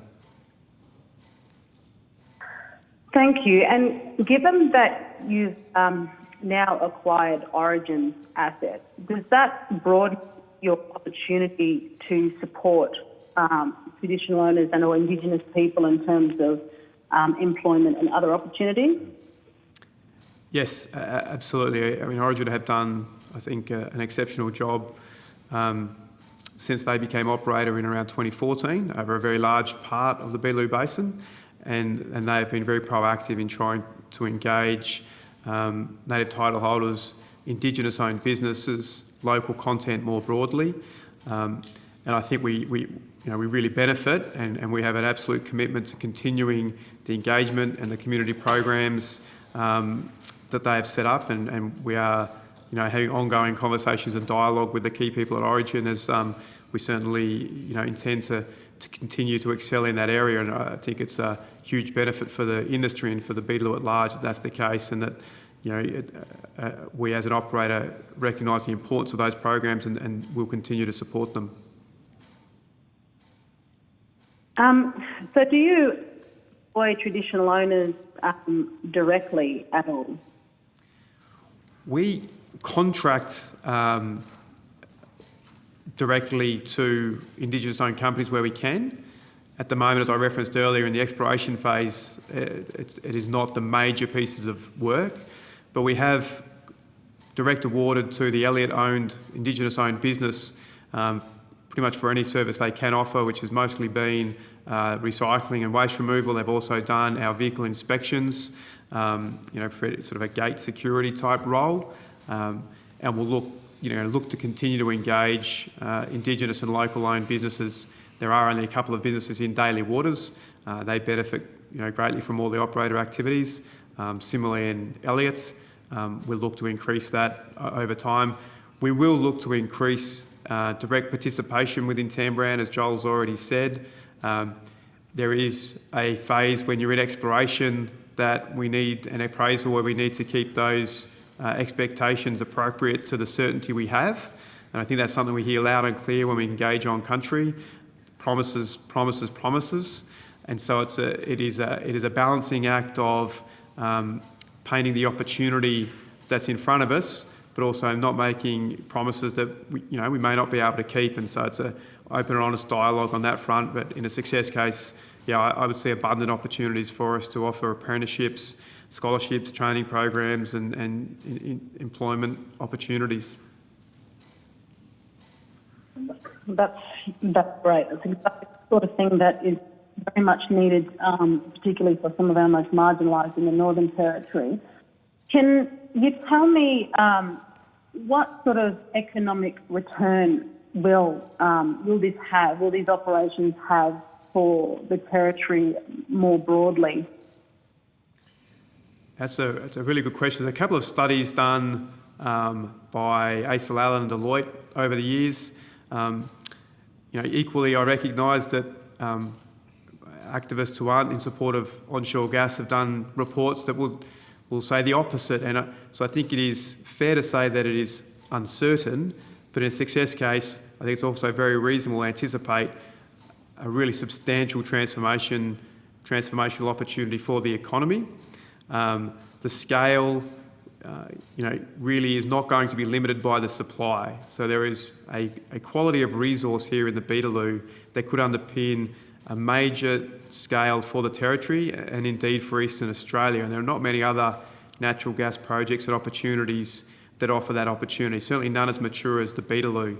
And so for all the important aspects that natural gas play in our economy, the Beetaloo, potentially is a critical part of that future. So it's a bit of an indirect answer. I mean, there's potentially thousands of jobs, billions of dollars of royalties and taxes, decades of activity, developing the region and leaving a legacy of infrastructure and improved regional services that we think is sustainable in the longer term. Exactly what it looks like in terms of job numbers and dollars is so very difficult to forecast, but I would say that the Deloitte estimates and the ACL estimates provide some somewhat reasonable handrails. And Senator, just on this point, in addition to referencing some of the studies that have taken place, and Dave has referenced, I also would invite the committee to look at real examples in the U.S. where in this phase that we're in the Beetaloo, where we're transitioning from appraisal to development. If you look at a similar phase that occurred in Pennsylvania in the development of at least the initial development of the Marcellus Shale in 2009, that year around 23,000 jobs were created. That's from a standstill. And there was about $3.1 billion in economic value that was delivered to the regions in which those initial developments occurred. So those are real numbers. Those are examples that have taken place. In other areas of the world in which a similar shale with similar type scale and were developed, and associated economic benefits were enjoyed by those communities in which that development occurred. So I'd like to also reference that. I agree with Dave that anytime you do a study, it's very difficult in assessing the wide ranges of possibilities. But I think the one thing that we can point to is the real example that's occurred out in the U.S., particularly in Pennsylvania. Thank you. So, I'm very aware in the Northern Territory the fact that our economy has certainly been challenged in recent times, and the moratorium on hydraulic fracturing was actually quite detrimental to our economy. So I understand the need to hasten development in the Northern Territory, and given the return on investment, 7.5 million, is really very little in comparison to how our economy can be brought up to speed, which is beneficial to all Territorians, and not just Territorians, but the rest of the nation also. Now, I don't know if your understanding of this, but I'm also aware it's been brought to my attention from some traditional owners that, I don't know if you're aware, but can you tell me whether you understand if Johnny Wilson has been the recipient of royalties through Origin before? Is this something that Tamboran is understanding of? We don't have any information to say yes or no to that. Sorry, Senator. It would be held by Origin and the Northern Land Council and Mr. Wilson. Okay, thanks for that. That'd certainly be a thing to understand, and the committee can further look into that. Now, in your dealings with traditional owners who support economic development in their own communities, I realise that, coming from the Territory, I understand the impact of activists who come from elsewhere and who interfere with certainly traditional owners in their own country. I also feel as though perhaps their voices have been drowned out and or silenced by others with different agendas. Would it, in your, do you feel as though this committee should provide the opportunity for the voices of people like Raymond and Rosemary Pompey to be heard? Should we pursue their voices as much as this committee has pursued the voices of Tamboran? I think that's an excellent suggestion, Senator. I was really encouraged the National Indigenous Times article that came out, I believe, in June or July, that had direct quotes from Rosemary and Pompey, as you said, names you've mentioned there, and some of the other community members who have the rights to speak for country. The headline in that article is along the lines of them being frustrated at people who don't have legitimate rights to speak for their country, in their words, interfering. This is a complex area. We don't, take a strong view other than what we're advised through the Northern Land Council, as we don't have any independent means of. But it would certainly appear, based on the NLC, what we advised by NLC and the people we know we have met, that there is exactly what you've said there, an over-representation of voices that perhaps aren't under traditional law entitled to speak for country.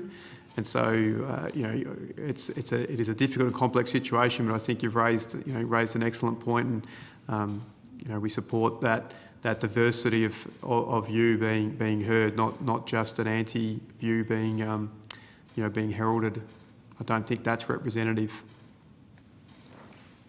Thank you. I was present for the opening of the Demina pipeline, and very understanding of the support, certainly from traditional owners, the lack of opportunity, the high welfare dependency, and I would certainly encourage our committee to offer the opportunity for, as Senator Thorpe has acknowledged, for all voices to be heard, and I would certainly encourage that. Just quickly, because I know that others will want to continue to ask questions, but can you provide the committee a little bit of background, a bit of information on who owns or runs the Rallon Pastoral Company?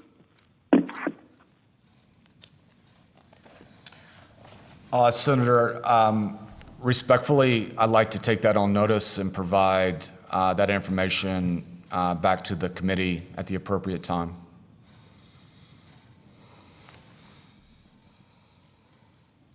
Okay, and just quickly, in terms of, I think you highlighted for a moment there the geothermal opportunities into the future.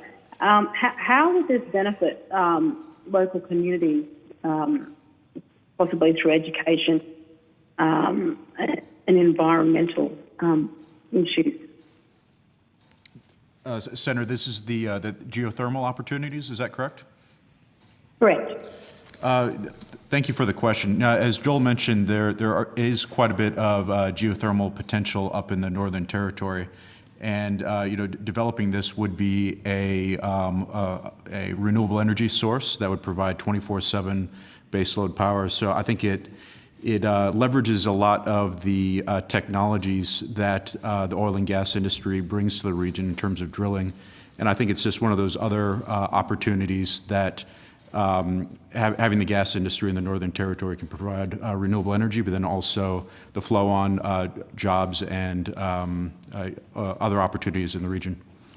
And just specifically, Senator, when we're moving forward with the development, it will entail drilling many wells in which, those wells will likely intersect certain segments as we drill down into the ground, potential opportunities to identify specific geothermal type sections. And, that's a bit of a learning that we will develop as we drill additional wells. And obviously there will be opportunities to leverage those learnings in looking at what I would deem as a secondary development opportunity in geothermal.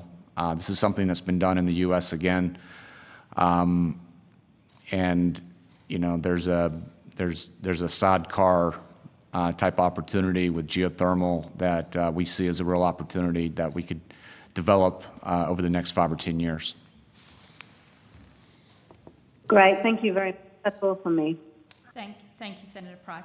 I just want to go back to some of the points that you raised in your opening statement, if that's okay, Mr. Riddle. Firstly, you mentioned the passage of the climate change bill that obviously was subject to inquiry by our sister committee, the Environment and Comms Legislation Committees, and you submitted to that inquiry. In your submission there, you actually called for Australia to abandon the commitment to keeping temperatures at 1.5 degrees, didn't you? Senator, I'm happy to take that question.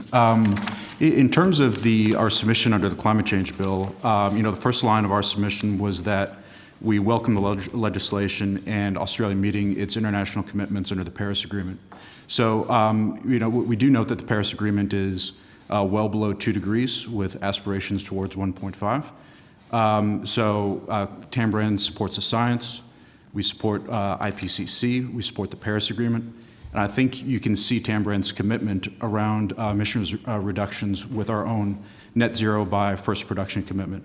So we fully support the climate bill and Australia achieving its 43% emission reduction and its net zero by 2050 goals. But you don't support a commitment to keeping temperatures at 1.5 degrees? The submission, Senator, was simply pointing out the IPCC and other scientific organizations were saying that was going to become an increasingly difficult target to meet. So the coverage in relation to your submission that asserts that you were calling for the government to abandon commitments to 1.5 degrees, you'd like that corrected, would you? We certainly did not use the words abandoned in our submission. Okay. If Australia is to continue our commitment as to 1.5 degrees warming, will your operations be able to fit within that carbon budget? So, Senator, again, I raise that the Paris Agreement, which Australia signed up to and most governments around the world have signed up to, is well below 2 degrees with aspirations toward 1.5. Yeah, but I'm asking about 1.5. So 1.5 at the lower end of the Paris Agreement commitments. When we look at different scenarios, the IPCC published their 1.5 degree report 2 years ago, looking at various scenarios for the world to achieve that target. There was about 80 scenarios that were assessed, and there were 4 representative pathways that the IPC published. Of those 4 scenarios, 1 saw strong gas demand through 2050, and 2 of them also showed gas demand through 2030. So I think the range of scenarios and the range of possibilities under 1.5 is what we look at, as opposed to focusing on any one scenario. Okay, that's a very long-winded way of not giving me an answer. So can you repeat the question? Well, can you continue with your operations under a commitment of 1.5 degrees? Well, I think when you look at the different scenarios, there are definitely pathways for. So why call for why call it into question then?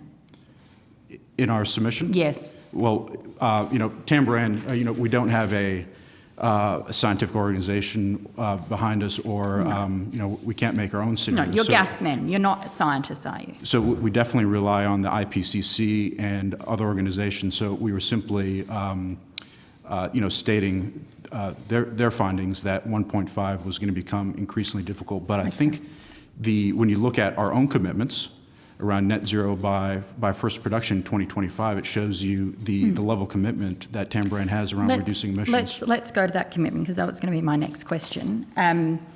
So you've put to us that you will be net zero by 2025 if indeed the production is at commercial production by then, which is, you've stated today, is your aim. How do you get to net zero? So, Senator, when you look at our operations, so first of all, right now we have 0 emissions, so we're not in production. When we're over the next few years, as we're designing our facilities, it really gives us that great opportunity to build emission reductions into the design of our facility. So we don't have legacy operations, so we can actually build greenhouse gas emission reductions into the design. When you look at the emissions from a typical gas facility, is the combustion emissions, so burning gas to run your own facilities. So one of the things that we are looking at is electrifying the facility so it's able to run on different fuel sources in addition to gas. So it does give you that opportunity to integrate renewables and batteries into the facility to bring those emissions down. I think if you look right down the road to where we're at in the Beetaloo is where Sun Cable is planning on building their large projects. So there is a huge renewable energy potential in the Beetaloo. So by harnessing the renewable energy opportunities in the Beetaloo, we can reduce those Scope 1 and 2 emissions by electrifying the facilities. And then secondly, with the Greenfield facility, it does allow us to implement some of the proven technologies from the U.S. as well around methane leak detection and repair, and really making sure that we're operating at the lowest emissions possible. So you're going to rely on renewable energy to reduce your emissions for Scope 1 and 2? That's definitely part of the plan, is electrifying the facility. That is one of the opportunities. Thank goodness for renewables, hey?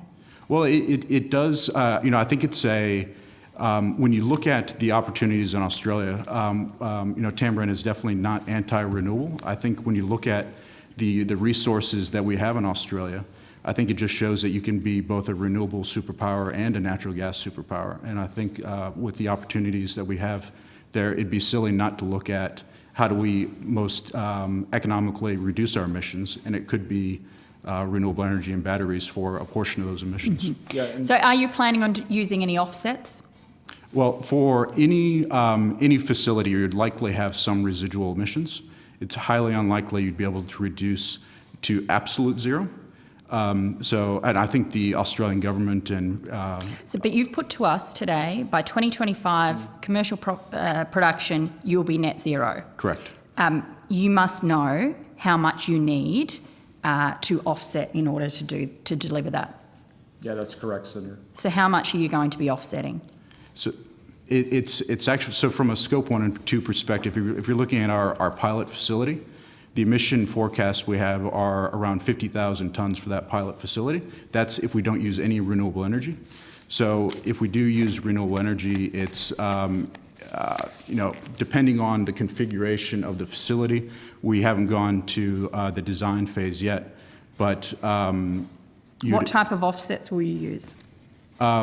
that's part of the carbon offset strategy that the company is developing. We have acquired carbon offsets to date that are currently in the portfolio. Those are part of the VARA voluntary standard that are also part of the... Could you give us on notice what they are? That would be Definitely, helpful. absolutely. We can come back to you on that. Yep. Thank you.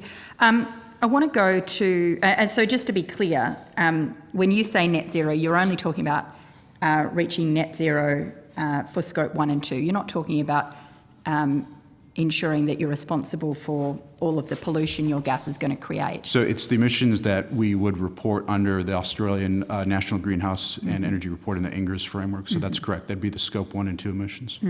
And just to be clear, you understand that the gas that you sell and export will create carbon pollution? Correct. Yes. We would anticipate it to substitute other existing supply sources, which domestically are likely to be higher carbon sources, and internationally likely it's displacing baseload coal generation if it's going to some of our developing nation trading partners. If you are making that assumption, Mr. Close, you must know how much Scope 3 emissions your project is going to create. I think we will, at the point of FID, have a very good estimate of the scale, and some of the questions you've put to us around, and the estimate you've heard from Scott there will depend on the pressure that our wells are operating at. The amount of compression we'll need will depend on the wellhead pressure the wells can maintain, and we're in the process of gaining this really valuable data, which I think is where we're at right now, and before we would sanction a project, we would have detailed answers to those kind of questions there. So you can't give us your estimates of how much your Scope 3 emissions are going to be? We could take it on notice, and for different scenarios, certainly provide that, but there's not an absolute or single answer. I think it's important to note as well that with natural gas production, Scope 3 is only the combustion of the gas. So if the gas is used for feedstock for chemicals or fertilizers or for blue hydrogen, the Scope 3 would be 0. So it's really important to understand where the product is going and how it's being used. And as of right now, we're obviously not in production yet, but when we're looking at who we sell customers to, that would definitely be one of the things that we look at is how do our customers plan on using the product. But Scope 3 is quite difficult to assess unless you have a really good understanding of where your product is ultimately going. Can I ask about the other point you raised in your submission, which was in terms of being low emissions, how much methane is your project going to release into the atmosphere? So in terms of methane emissions, if the project is done well, and well, not the project, if operations are done well, you should not have meaningful methane emissions. So methane is the product that we are selling. So that is our product, and you would intend for your methane emissions to be as low as reasonably possible. By building our facilities from greenfield, you're able to build into that design some of the methane technologies that have come about in the last few years. So, the reason I'm asking about methane is you're very, very clear to give us your percentage around CO2, but you have given us no information about methane. So how much methane? well, the product itself is methane. Yes, and how much methane will be released into the atmosphere? How much methane will create pollution? Well, Senator, the plan would be that no methane would be released. So the product we're selling is methane. Mm-hmm. You're guaranteeing no methane leaks at all? No, well, Senator, certainly couldn't guarantee no methane leaks, but the company has both a financial and environmental incentive to keep methane emissions as low as possible. And I'd also would say methane's far more potent, isn't it? It is, Senator, approximately 28 times more than CO2.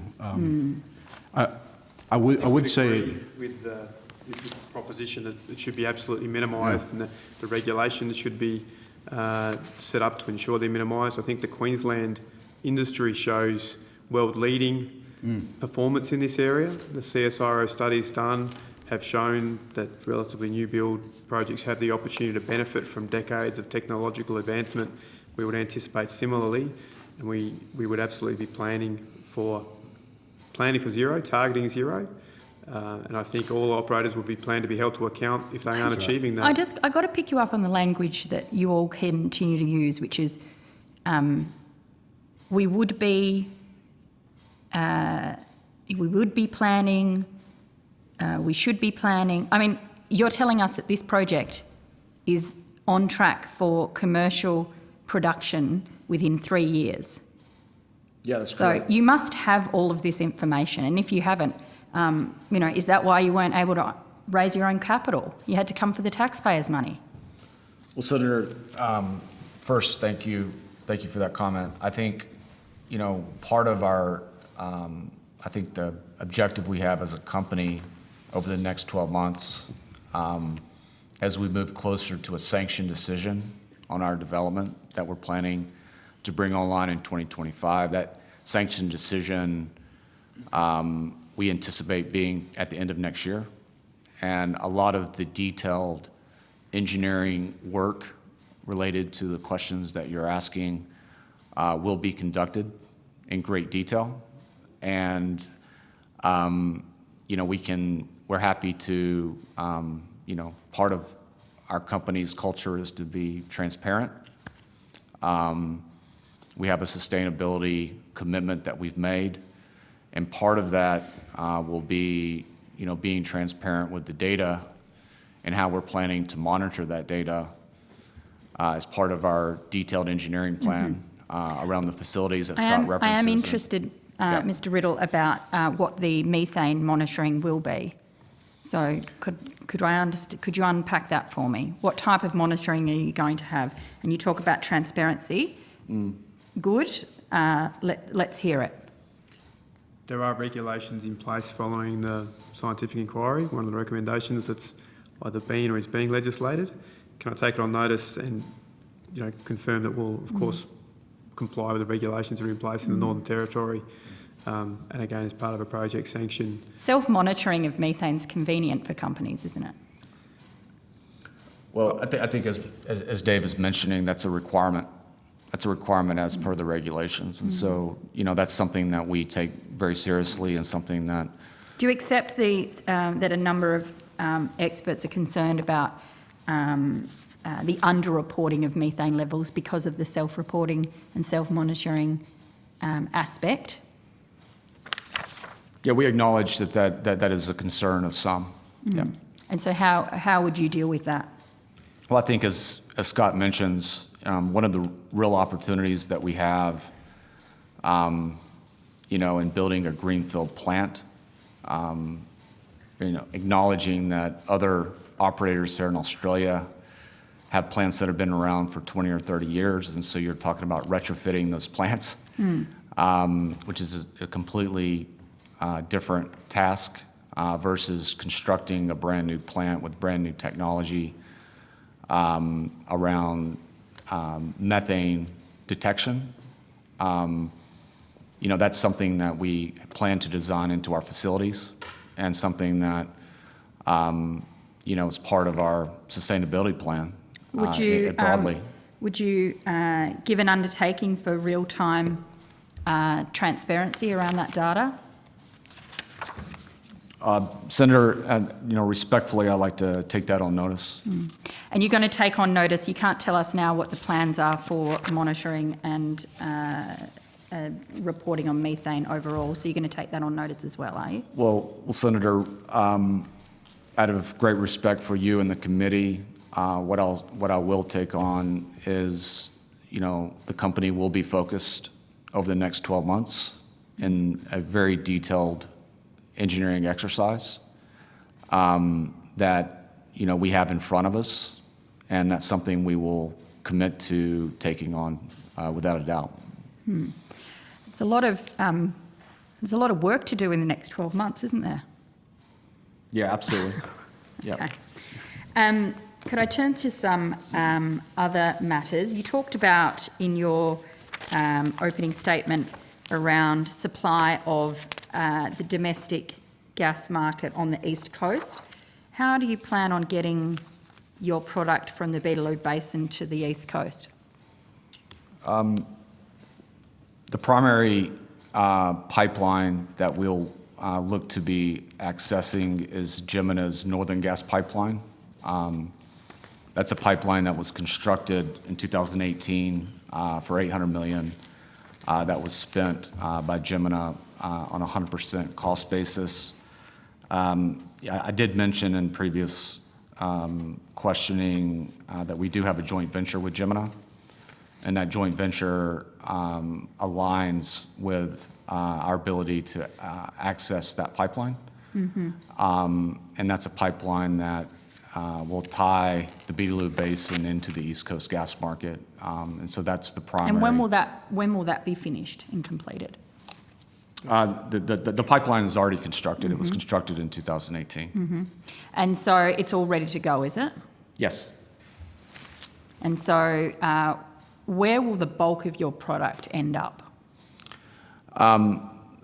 The pilot development project that we're talking about will be constructed, and the gas that will come from that project will be tied to a gas sales agreement with Origin Energy that was announced as part of the deal that we're in the process of completing.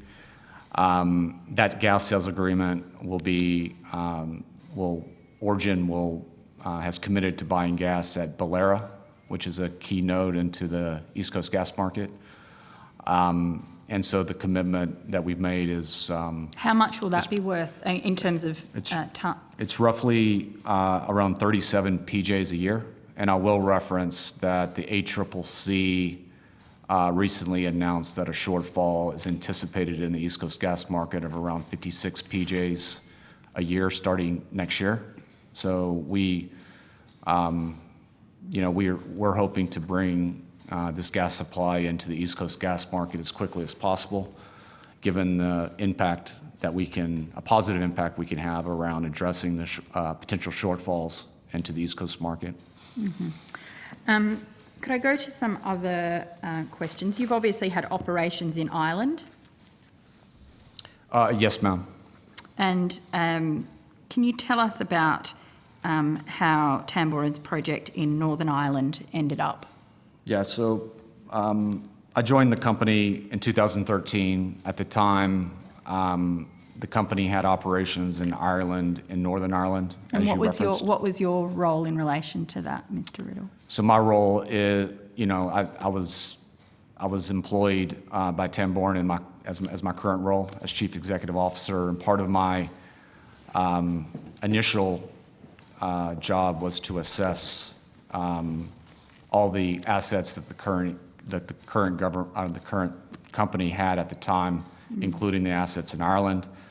My background is petroleum engineering, so I tend to look at projects from a very technical perspective. I spent time with Tamboran's technical team at the time to assess those projects in Ireland and Northern Ireland. We also had operations in South Africa and Botswana, and also exploration acreage in and around here and in the areas here in Australia. So what I came to the conclusion after going through a very detailed technical review with my team is that the primary focus for the company moving forward, based on the merits of the technical review, were in the Beetaloo. So around 6 months after I joined the company, we proceeded in a direction to farm down and really get out of our position in Ireland and Northern Ireland. Okay.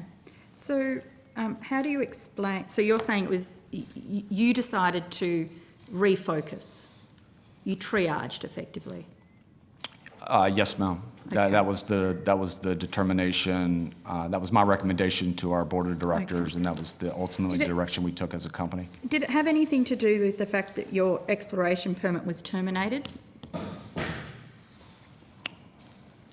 Senator, I think, my recollection of the rationale in which the decision that we made at the time with our board of directors was really focused around the technical merits of that project.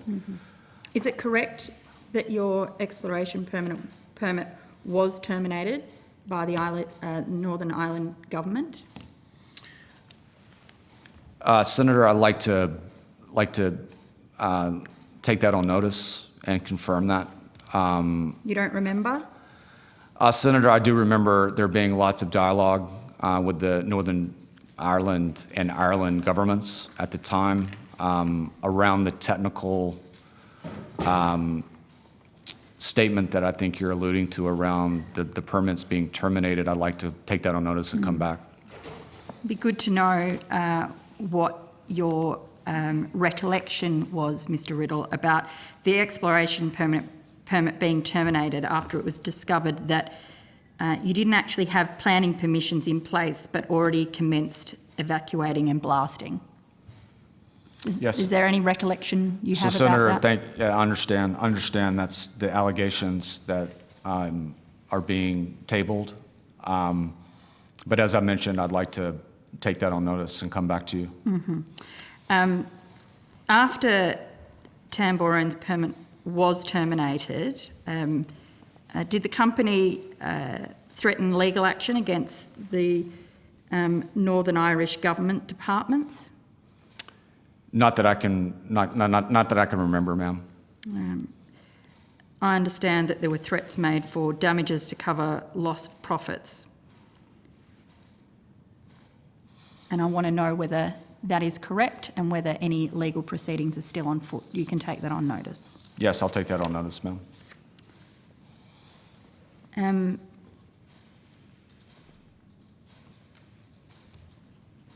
We talked a little bit earlier about the need for the $7.5 million, 25% of the capital you needed for this project in the Beetaloo Basin. Did you ask anybody in the government for this money, or was it proposed to you that this was a grant you could apply for? I just want to go back to Sure. how you got to a point of putting in an application. Yeah, absolutely. I will say the first time the company found out about the grant program was at the time Minister Pitt publicly stated that the grant would be available as part of his strategic basins plan. That was in January of 2021. That was the first that myself or anyone in the company really was aware of that grant scheme. Shortly thereafter, we made contact with the Department of Industry, and that was our primary point contact around the application process, which is a very detailed bit of work. So you saw, just so that we are correct, Yep. you saw a media report statement from the former minister, Minister Pitt, Yes. that these grants would be available, and then your company proactively reached out to the Department of Industry. Yes. Okay. Mr. Riddle, do you have any personal relationships with any current or former members of Parliament? There's no personal relationships I have. All the engagement I've had with anyone with the federal government has been in a very professional setting. You're not friends with anyone who was or wasn't in the government over this period? No. You're not friends with the former Minister for Mackellar, Mr. Jason Falinski? No, I'm not. Do you know him? I am aware of him, yes. Have you met him? I've met him at a industry function one time. It was a part of a dinner I was at, and I had a chance to speak very briefly to him. You haven't had coffee or a drink or any kind of social time with him? No, ma'am. And you've met him once? I met him at an industry dinner. I was able to speak briefly with him, and other than that, no. Okay. Mr. Close, have you got any relationships with any current or former members of parliament? I am former university colleagues with a current Labor backbencher. Don't believe I have any other relation. I don't come to Canberra very often at all, Senator. Okay. First time in a long time. Mr Crabtree? No, Senator, I do not. Okay. Ms Morby? No, I don't. Once you reached out to the Department of Industry, who did you meet with any ministers? Minister Pitt, I had no contact with prior to the announcement in January 21st or after. So no, I have not had any engagement with Minister Pitt himself.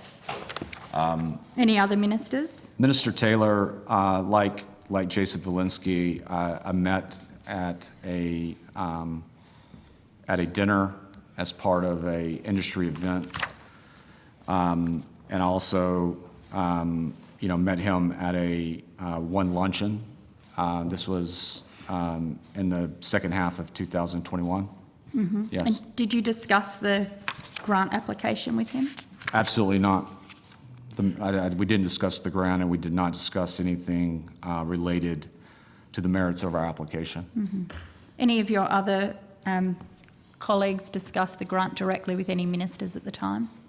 I'm confident that no one on our team had any dialogue directly with Minister Pitt or Minister Taylor on the grant applications. So could you tell us who you had contact with in relation to the grant application? Again, the primary point contact that we had was with the Department of Industry.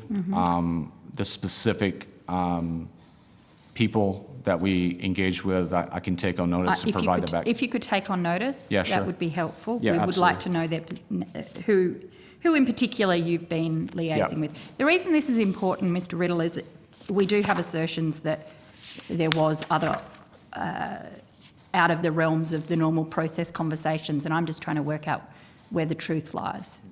Yes, ma'am, I understand that. So And, the more forthcoming you can be, the better it's going to Yes. be for everybody. No, I'm aware of these allegations, but again, the company policy is to be transparent, and we're happy to share with you kind of what context we had with various people as it relates to the grant.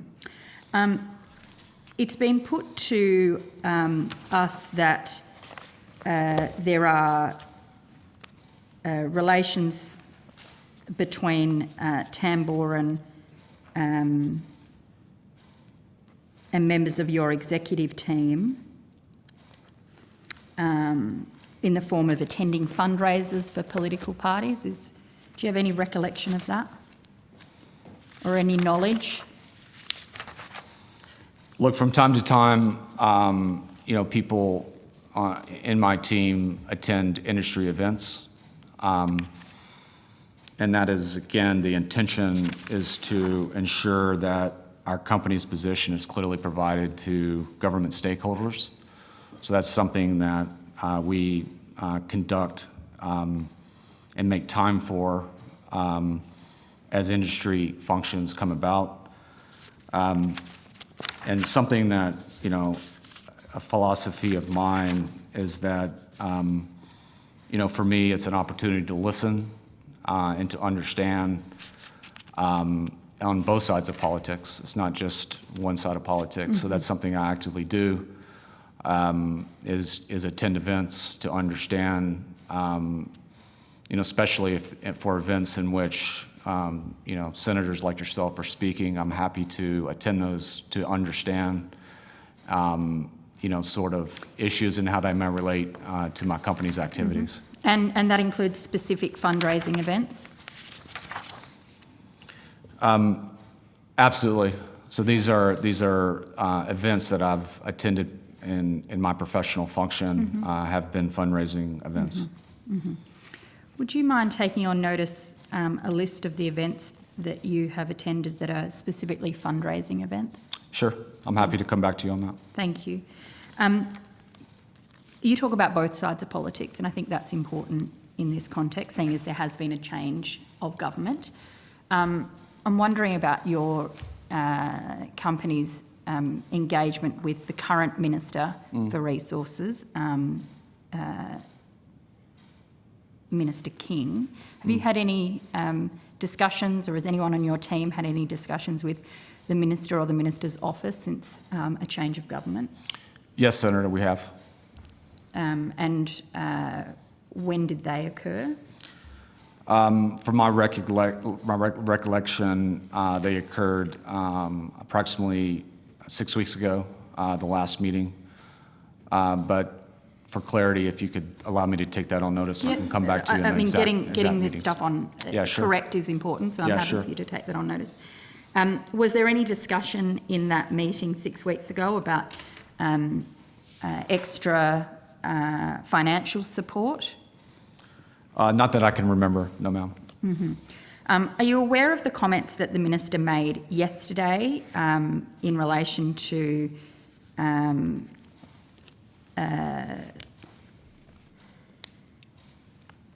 winding back fossil fuel subsidies? Senator, I'm not aware of those comments. Minister said yesterday on Sky Agenda, she made some comments about companies like yours needing to stand on your own 2 feet. What do you think she means by that? I can't speak for Minister King, certainly. You can't, that's true. How would So I you can't- interpret those comments?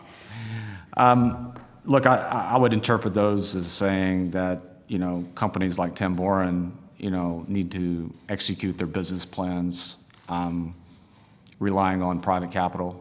So, and that's certainly our intention moving forward.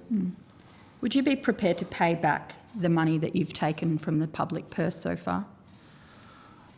Senator, that's something I'd like to take on notice and provide comment at a future date, if you don't mind. Thank you. I would be very interested to hear what your response to that would be. Could I go to your take over of the assets of Origin Energy? Obviously, this is a new arrangement. And you mentioned before that you were in the process of finalising. So is the contract not complete? Is it just a memorandum of understanding at this point? You just update us as to where this Yeah, sure. takeover is up to. Yeah, thank you. We've signed a binding agreement with Origin Energy to assume the interest that they held on 3 permits in the Beetaloo Basin. We've also signed a gas sales agreement with Origin Energy and also a royalty agreement. Those are the 3 primary agreements that we've signed, and those are binding agreements with the only condition precedent to executing those documents being the ministerial approval by the NT Energy Minister, Deputy Minister Manison, to approve that transfer of the permits. And so that application is currently on foot. Okay, all right. So that for it to all go through properly, that needs to that final sign off from Correct, that's right. the Northern Territory government. Yes, ma'am. As part of acquiring Origin Energy's Beetaloo exploration permits, this now means that you are in partnership with the Russian oligarch Viktor Vekselberg. You're aware of that? Yes, ma'am. I am aware of the shareholding of Falcon Oil and Gas that involves a sanctioned person named Viktor Vekselberg. Yeah. Doesn't look very good, does it? If you don't mind, I'd like to make comments on this. Yes, please. I think first, an overarching comment that along with the Western world, Tamboran as a company, we're appalled by the aggression of Vladimir Putin in the invasion of Ukraine. We are aware of the shareholding of Viktor Vekselberg and Falcon and believe this issue was thoroughly reviewed through the Australian Sanctions Office in April. That's April of this year. The relationship that we have with Falcon is governed by a joint venture operating agreement that was signed between Falcon and Origin. This is prior to Tamboran acquiring Origin's interest in the Beetaloo. Otherwise, the three permits are EP 176, EP 76, EP 98, and EP 117. I will note that Falcon is a minority joint venture partner under that agreement. And following the close of this transaction with Origin, Falcon will be our partner. I will note that the Australian Sanctions Office, through their review in April of this year, identified Origin was in no way in contravention of sanctions law through the JV with Falcon, which is now in ownership position now acquired by Tamboran. And for the record, Victor Veckelsberg or his company, La Mesa Holdings, has no involvement or communication with Tamboran Resources. Once the transaction does complete, we plan to monitor that situation very closely.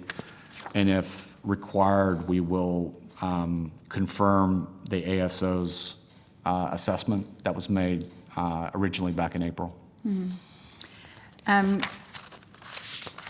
That assessment, and I know a bit about this because we've been through this with the various federal departments when obviously it was a permit held by Origin. I understand your point that this was a partnership with Origin, but you've now effectively bought this problem.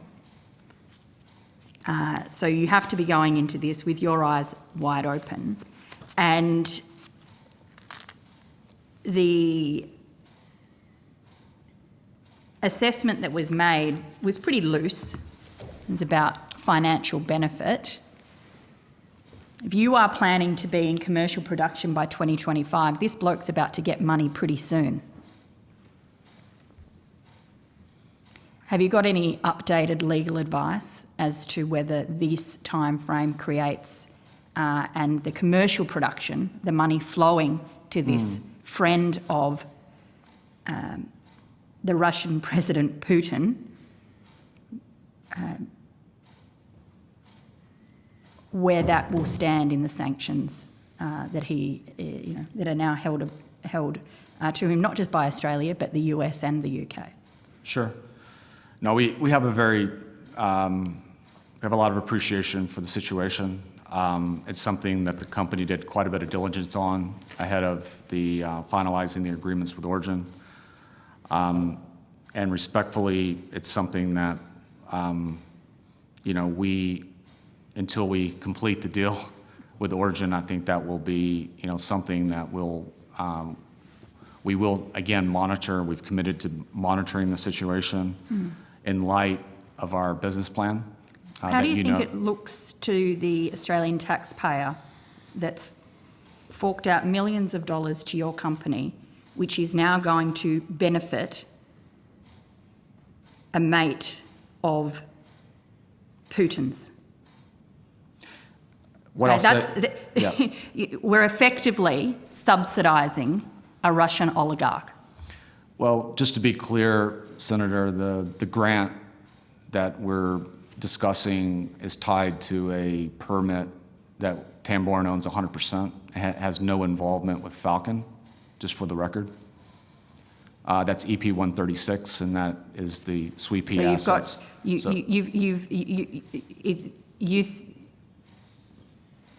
You want to run an argument. You put in 3 applications for grant funding. You got given 1, and that somehow profits made from others are not going to flow to this bloke. Yeah, look, I think... It doesn't look good, mate. I just want to, I just want to make the point, the demarcation line around where the grant was... But the grant went to Tamboran, didn't it? The grant went to SWEP Petroleum, which is a subsidiary of Tamboran Resources, just to be clear. And the money that we have recovered to date is based on a well that we drilled on EP 136. And again, this grant was, that was a grant based on the application that we made prior to the Origin transaction. I take your point, Senator.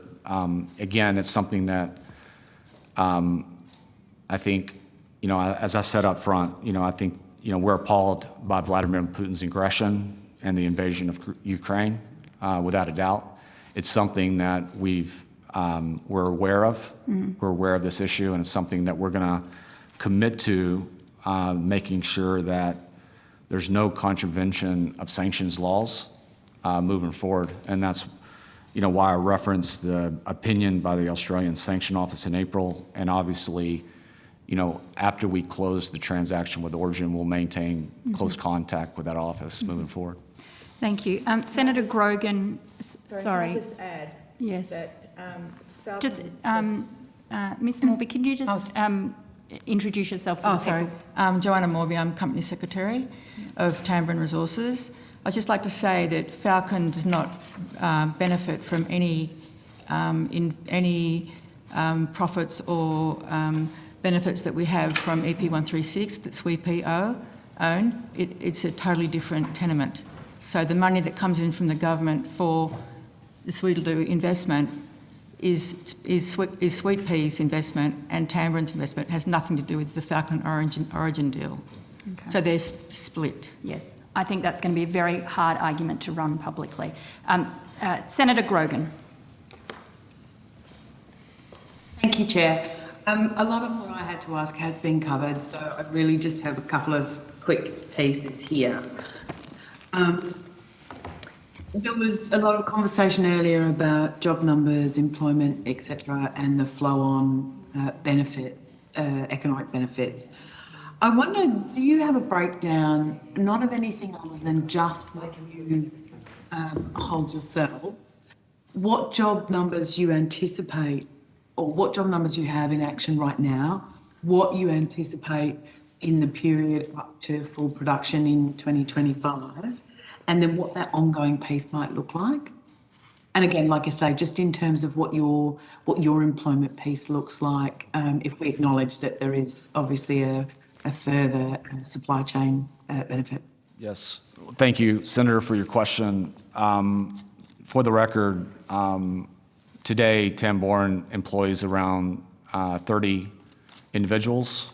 As I mentioned up front, around 10% of our employment that we've offered as Indigenous Australians. I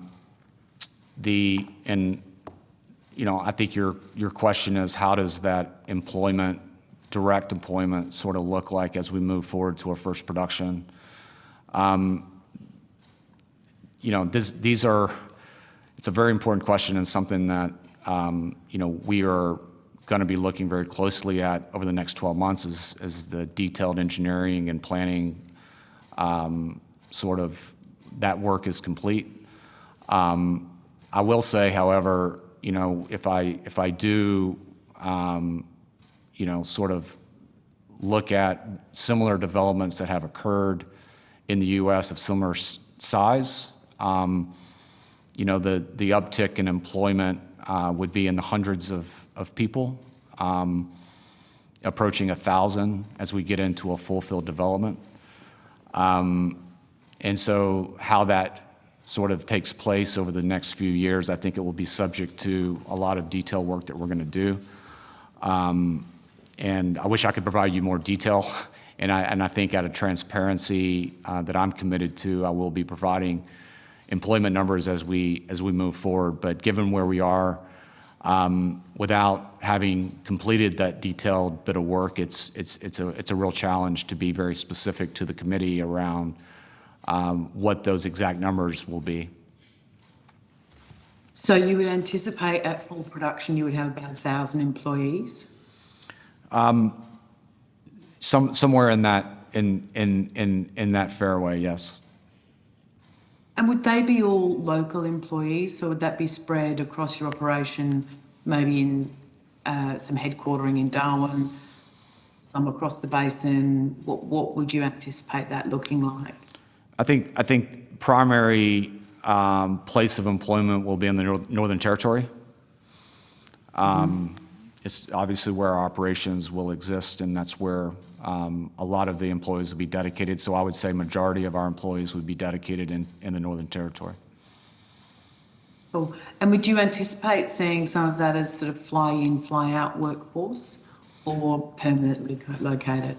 Look, I think that's a detail that, with respect, I would like to have the opportunity to review that in detail over the next 12 months as part of our planning.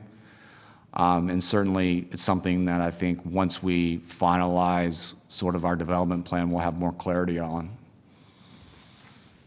It's just that there's, as you pointed out earlier, there's a lot of the for and against and the promises. There's those people who say there's, very, very few jobs. There's those people who say that there are, an abundance of jobs. And I guess I'm just trying to give you an opportunity to sort of chart the way through the middle there and give us what you, as the company running this project, anticipate being your outcomes. Given that I'm sure you must have done some preparatory work to understand what this looks like. Senator, I might just add a couple of comments. Its location at the moment is such between the two major centres from a Northern Territory context of Tennant Creek and Katherine, in that driving on a daily basis from either of those centres to a field location at Beetaloo would be impractical. There's, in the Northern Territory context, considered relatively local, but from an employment perspective, it's quite a distance. So it's a real threshold question that I think those larger regional centres, the smaller towns in the area, the community at large and the Northern Territory government need to work with interest holders to determine to what extent you go for a really minimal impact on existing communities and existing housing stock, and you take a Moomba type approach, which exists outside of any sort of local infrastructure, or you choose to try and build community and embed what is probably not an existing township of scale. Like Daly Waters has, 2 pubs and a caravan park. So there is a real threshold question and opportunity for a relatively greenfield area, and the Northern Territory government, again, in very proactive, looking at what that might look like. I could say with confidence that anybody in the local region looking for employment will absolutely have an abundance of opportunity. And it'll be important to manage that demand and work with our pastoral companies as well to ensure that their seasonal demands are also met. That'll be one of the many challenges and opportunities that we need to work through if we go to a scale development. I think on the order of what we're talking about in the next few years, the magnitude would not require hundreds to thousands of employees. We will phase and scale, and as we're proving the concept, proving the economics, supporting the domestic scale of that 36 PJs per annum that we discussed earlier, while looking to enhance it to an export project, we'll be able to work through some of these opportunities and come up some, I'm sure there's some great thinkers and leaders in town planning and logistics out there that will, and training and capability that will be able to work collaboratively with to put good scenarios on the table and work through what the community's and government's expectations are. Because it's going to need a lot of planning. I've lived and worked around that area for many years. Great. And it is going to require some serious thinking. And whatever I appreciate that you're at the stage in the development where you're still sort of pushing the edges, the lack of modelling or planning about what it might look like. Now, you may have that and not be in a situation where you want to share that. But it's just, I have a slight concern that a lot of the answers that you've been giving to the questions are, we're not there yet, we're working on it. And I wonder if a little bit more transparency in that might be required to ensure building good faith as you're moving forward. Could I make one small comment on that, Senator? Or would you? It is a very, very big area, and it will really matter where in that big area ultimately an interest holder or proponent proposes a project, and we can legitimately say at this point there is not a specific selected area for the scale development. Now we're going to focus around some of the existing wells in the near term, and that starts to help us narrow in to do that detailed study work. But whether you were closer to Elliott or Borroloola or Daly Waters, it's a matter of 400 kilometres round trip at the moment almost, and so we possibly could have done a better job of articulating some of these uncertainties, and we'll be working post-completion with Origin and during that transition to understand a lot of the work they've done, who have that legacy of 8 years. We've been operating now since Q2 last year, and certainly looking to accelerate how quickly we engage and have good answers to these questions, but certainly not through a design not to be transparent that we can't give better answers. So just wanted to add that. Okay, thank you. And I know that Senator Canavan has some questions, so I'll just ask you one other quick question. You've taken over Origin's interests here, and in their environmental report, they accepted that the drilling would pose a risk of aquifers under some of the properties leaking into each other. And potentially deteriorating the existing and future groundwater supplies. Given the Northern Territory's strong reliance on groundwater, do you have a detailed plan to mitigate that? I mean, absolutely. The Code of Practice is very explicit about aquifer protection. There are minimum standards that must be met by all well designs. I believe that risk was mitigated ultimately in the EMP. It was assessed as a risk. A solution was put in place that mitigated and engineered away that risk. And to be transparent, I believe it was a risk of the Gumridge and Anthony Lagoon aquifers, which are both collectively in other areas called the Tyndall Aquifer or the Cambrian Limestone Aquifer. They both have very similar properties. Hydrodynamically do mix in some parts of the basin already. And so the risk was of freshwater mixing with freshwater, so not an environmental impact, but nonetheless it's not allowed under the regulations, and hence why they engineered away that hazard.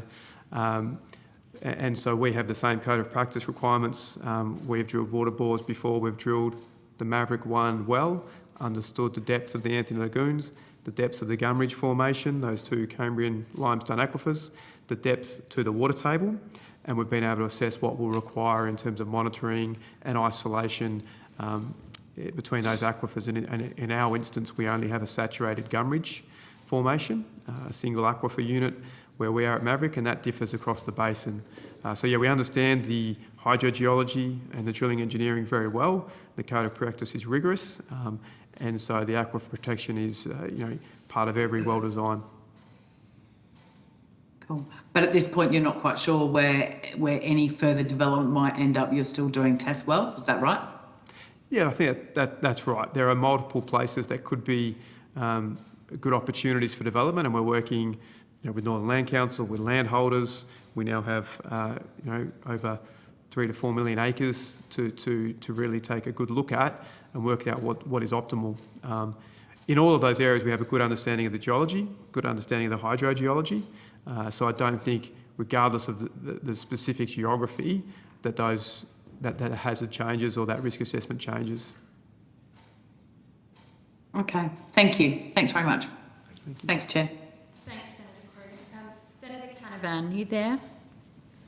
Yes, I am. Thank you, Chair, and thank you all for appearing before us today. I've just got a few questions, I think, before we wrap up. Firstly, I presume as a gas company you follow these things closely, but it would be good to get on record what's been roughly the price of gas in Eastern Australia in recent months, the wholesale price of gas. I think the primary price point that gets publicized is around Willumbilla, and that price has fluctuated around $30 to $40 a gigajoule. Right. And again, roughly, what would be the price of gas in the last few months in the United States in comparable terms? Around $7 a gigajoule. $7 US or Aussie or? It would be $7 US, would be roughly around $10 to $10 a gigajoule. So we here in Australia are paying somewhat around 3 times the price of gas than North America. Yes, that's correct. And in Asia and Europe, what sort of prices are they seeing? We're seeing spot prices on what's called the JKM LNG spot price of around $40 to $45 a gigajoule. In Europe, that's been fluctuating a lot, I know. In Europe, we've seen prices much north of $50, $60 a gigajoule. That would be Australian dollars. I mean, in the brief time we have, do you have an explanation for why there's such large gaps and potential arbitrage opportunities? Obviously, there you don't see quite that same differences in energy prices, say in oil. Why is there such divergence in gas prices? Yeah, so it's a great question, Senator. I think when we think about the U.S. and out of all the areas we just talked about, the U.S. has the lowest gas price of all the areas, and I think that is a result of the U.S. over the last 10 years playing a pretty active role around development of shale, otherwise known as a shale revolution. And I think the development of those basins has played a key role in the U.S. moving from a energy importer to an energy exporter, and obviously has resulted in low gas prices are lower than relative in other areas of the world. Reflecting on your question in Europe specifically, if we date back about 10 years in which the U.S. made a very deliberate decision to develop its shale resources, the UK in particular had a similar opportunity. In other areas of Europe, moved forward with a ambition to bring forward a lot of renewables instead of developing their own resources, and obviously tied their baseload requirements to gas from Russia. And so what you're seeing today with Russia turning off the taps of their gas moving into Europe, you're seeing now a situation where there's no baseload power, and the renewables that have been brought forward, the renewable projects, the one I referenced in my opening statement in particular, are not adequate in supplying necessary power generation for Europe, resulting in these very high energy prices. And so I think there's a few learnings here, and I think one of them is in these areas that countries develop their own natural resources, particularly in areas in the U.S. where that has been done quite spectacularly. You have seen resulting lower energy prices, and particularly in areas in the state of Pennsylvania where the Marcellus Shale sits, you've not only seen a reduction in energy prices, but also a reduction in emissions, which I'd like to also state for the record, on the order of 30 to 40% reduction in emissions from the gas displacing coal-fired electricity generation. I think that's a very fair summary, Mr. Riddle. Can I ask, is there, in terms of shale, you mentioned the shale revolution, my understanding is it's really only been the United States that has developed a large-scale shale industry. I think a little bit in Argentina as well. Is that correct? That is correct, Senator. The U.S. has been the primary area in the world in which shale has been developed. There is an area in Argentina where shale has been looked at and developed initially, but really the large-scale developments have occurred in the U.S.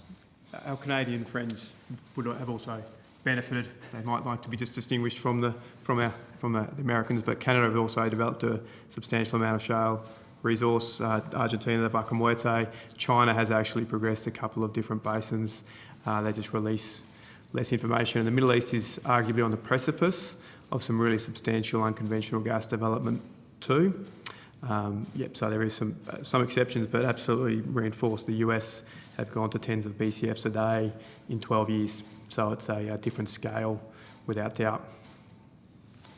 And I take from your previous evidence, it's not because of the lack of shale resources around the world. It's not like the North America, including Canada, is the place where shale exists. There's shale resources everywhere, including here in Australia. That's correct.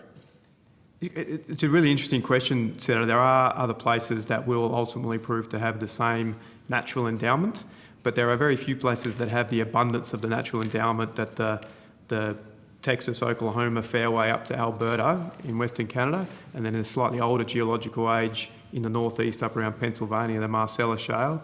The US and Canada are spectacularly blessed with the types of source rocks which are required for that shale gas. The Beetaloo is one of a relatively unique set of circumstances in Australia where you still have those source rocks in an accessible basin at about the right depth. It's not the only one, but it is the most mature and it is certainly the largest that we know about at the moment. So there are some reasons that it hasn't happened outside the US, and there are some reasons that the US is massively advantaged. Well, the elephant in the room for me is that there's one big difference between the US and the rest of the world, and certainly between the US and here, and that's in the US, private individuals own the resource, and gas companies, and oil and gas companies, I should say, it's oil as well, negotiate with private individuals. Do you have a comment on that? And is our system where governments own the resource limiting, particularly from a political perspective, the development of our own resources? A couple of comments. Canada has similar laws in terms of ownership of the Crown of the resources, and they have been able to provide a success path. So I think you can see that you can be successful with that type of mechanism. But as you say, the alignment of the mineral rights owners and the interest holders in the US has supercharged development. It's also obviously decades and familiarity in a lot of these places in Texas, Louisiana, Oklahoma, and then up in the northeast, the very earliest oil and gas exploration discoveries in that part of the world. So these decades of having uncles, brothers, aunties, cousins working in the industry has created a familiarity that's allowed it to move at a speed that we haven't seen outside of the US. So the extent to which ownership to the surface rights holder is beneficial is complicated. There'll be a big step away in Australia. Obviously, I think Justice Pepper again did a very good job of summarising some of the risks of taking that approach. But we've certainly heard over the years that it could be an opportunity as well as a risk to change the way that we consider ownership of natural resources. And Senator, I'll also add and add on to Dave's comments on this is what's happening, particularly in the Marcellus Shale, where the geology actually extends into New York. Majority of the shale is in Pennsylvania, West Virginia, and Ohio. The shale that extends on to New York has taken a very different view from the government. The state government in New York has been very resistant to developing the shale resources in the Marcellus that are in the New York area. And I think what we've seen is this natural demarcation of where a lot of the economic prosperity that's occurred in Pennsylvania, that same economic prosperity hasn't included in the New York region. So that is, that's one example, I think, to your point around where, bodies like state governments in the United States can take a real adverse position that kind of flows into in Pennsylvania's case, flows into a very positive economic, development, whereas in New York, the same economic benefits have not occurred. I mean, I'm less familiar with the Northern Territory regulations around access to surface or access to the surface for you to do your drilling, and it sounded like your earlier evidence, a lot of the tension there with the landowners or pastoralists, pastoral leaseholders in your areas are over this tension between you owning or having a right to develop the petroleum resources and the landowner obviously having a lease over the land. I mean, is there some form of compensation, though, you must provide to the leaseholders for using and presumably somewhat restricting his activities on the surface? Yes is the short answer, and we had very constructive conversations with the pastoralists on that specific instance, and that was an agreed outcome at the direction of NTCAT. And it was added to the approved access agreement, a schedule of compensation that's paid for activities undertaken on their pastoral lease. And that is a general... Are those payments... Sorry, go on. So, and it is true across, because it's a regulation, it's all interest holders are obliged to pay compensation. Is it a payment based on production or profits or a flat rate? At this point, it's based on effectively the amount of land and the type of activity. So for access tracks, for a well pad, for a standalone water bore, for a seismic line, there's a number of different categories, and it's paid. And there is no production related landholder payment. It is all activity based. So, sorry, Senator Canavan, can I just jump in there just to clarify that? So what you're saying is the payment is being planned for being simply almost a kind of surface rental of the property, how much of a footprint you take up versus any profits that flow from the actual project. Yes, correct. That's right. But there are none at this point. So if it was leveraged off that, the landholder wouldn't receive compensation. This compensation is for the impact, the loss of amenity, potential loss of activity. If you took a big area, which we don't, but if you took a big area out of production, such that the herd size had to be reduced, that would directly impact the profitability of the pastoral station, an expectation that you'd make good and compensate for that. Senator Canavan, this will have to be your last question. I'm sorry. Okay, well, I'll make it in two parts, and not two questions. If this schedule is publicly available, could you just point us towards that?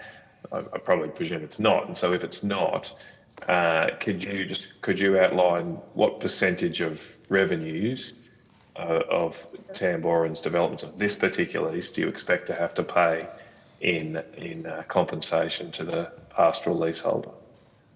The agreement is, I believe, publicly available because it was determined by NTCAT. I'd need to take on notice. Including the rates? I am over 90% confident that's the case. But okay, you take it on notice if you like. Yeah, please. Could you take it on notice? And if it is, could you, so that we don't have to, go around looking for it, you give it to us on notice, that would be good. Yeah, we'll send a link. I think it's all Thank through you. the DIT website, so we can provide that link, or DIT can provide that link. I think you would have a different arrangement if you went to production, Senator. I think you'd try and get alignment with your pastoralists. Just to be clear, can I just clarify my question? I'm not asking production. I'm asking a normative question here. It's just what percentage of your revenues would you expect to pay in compensation to the pastoral leaseholder? So in your financial model, and I'm sure you've done, what percentage of your project's revenues would have to go towards leaseholder payments? We can certainly do it as a percentage of our overall capital expenditure. I mean, during the exploration phase, we won't have any revenue, so as a percentage of revenue, but we could look at it as a percentage of our capital expenditure. Okay. And I'd have to take it on notice to look at our overall budget, and there'll be a number of factors. And I think the point I was trying to make about in development, you would probably try and increase it beyond just the impact to the land, because you assume your permanency and your consistency of activity would require a greater level of compensation. And we're certainly looking to find a win-win solution with pastoralists so they feel properly compensated for any impacts on their business, and they're a willing partner in development. That is certainly what we're looking for. So just to be clear, the agreement you've got currently is only for exploration, doesn't cover a production phase. You have to separately negotiate that. That's correct. Okay. Thank you, Chair. Thank you, Senator Canavan.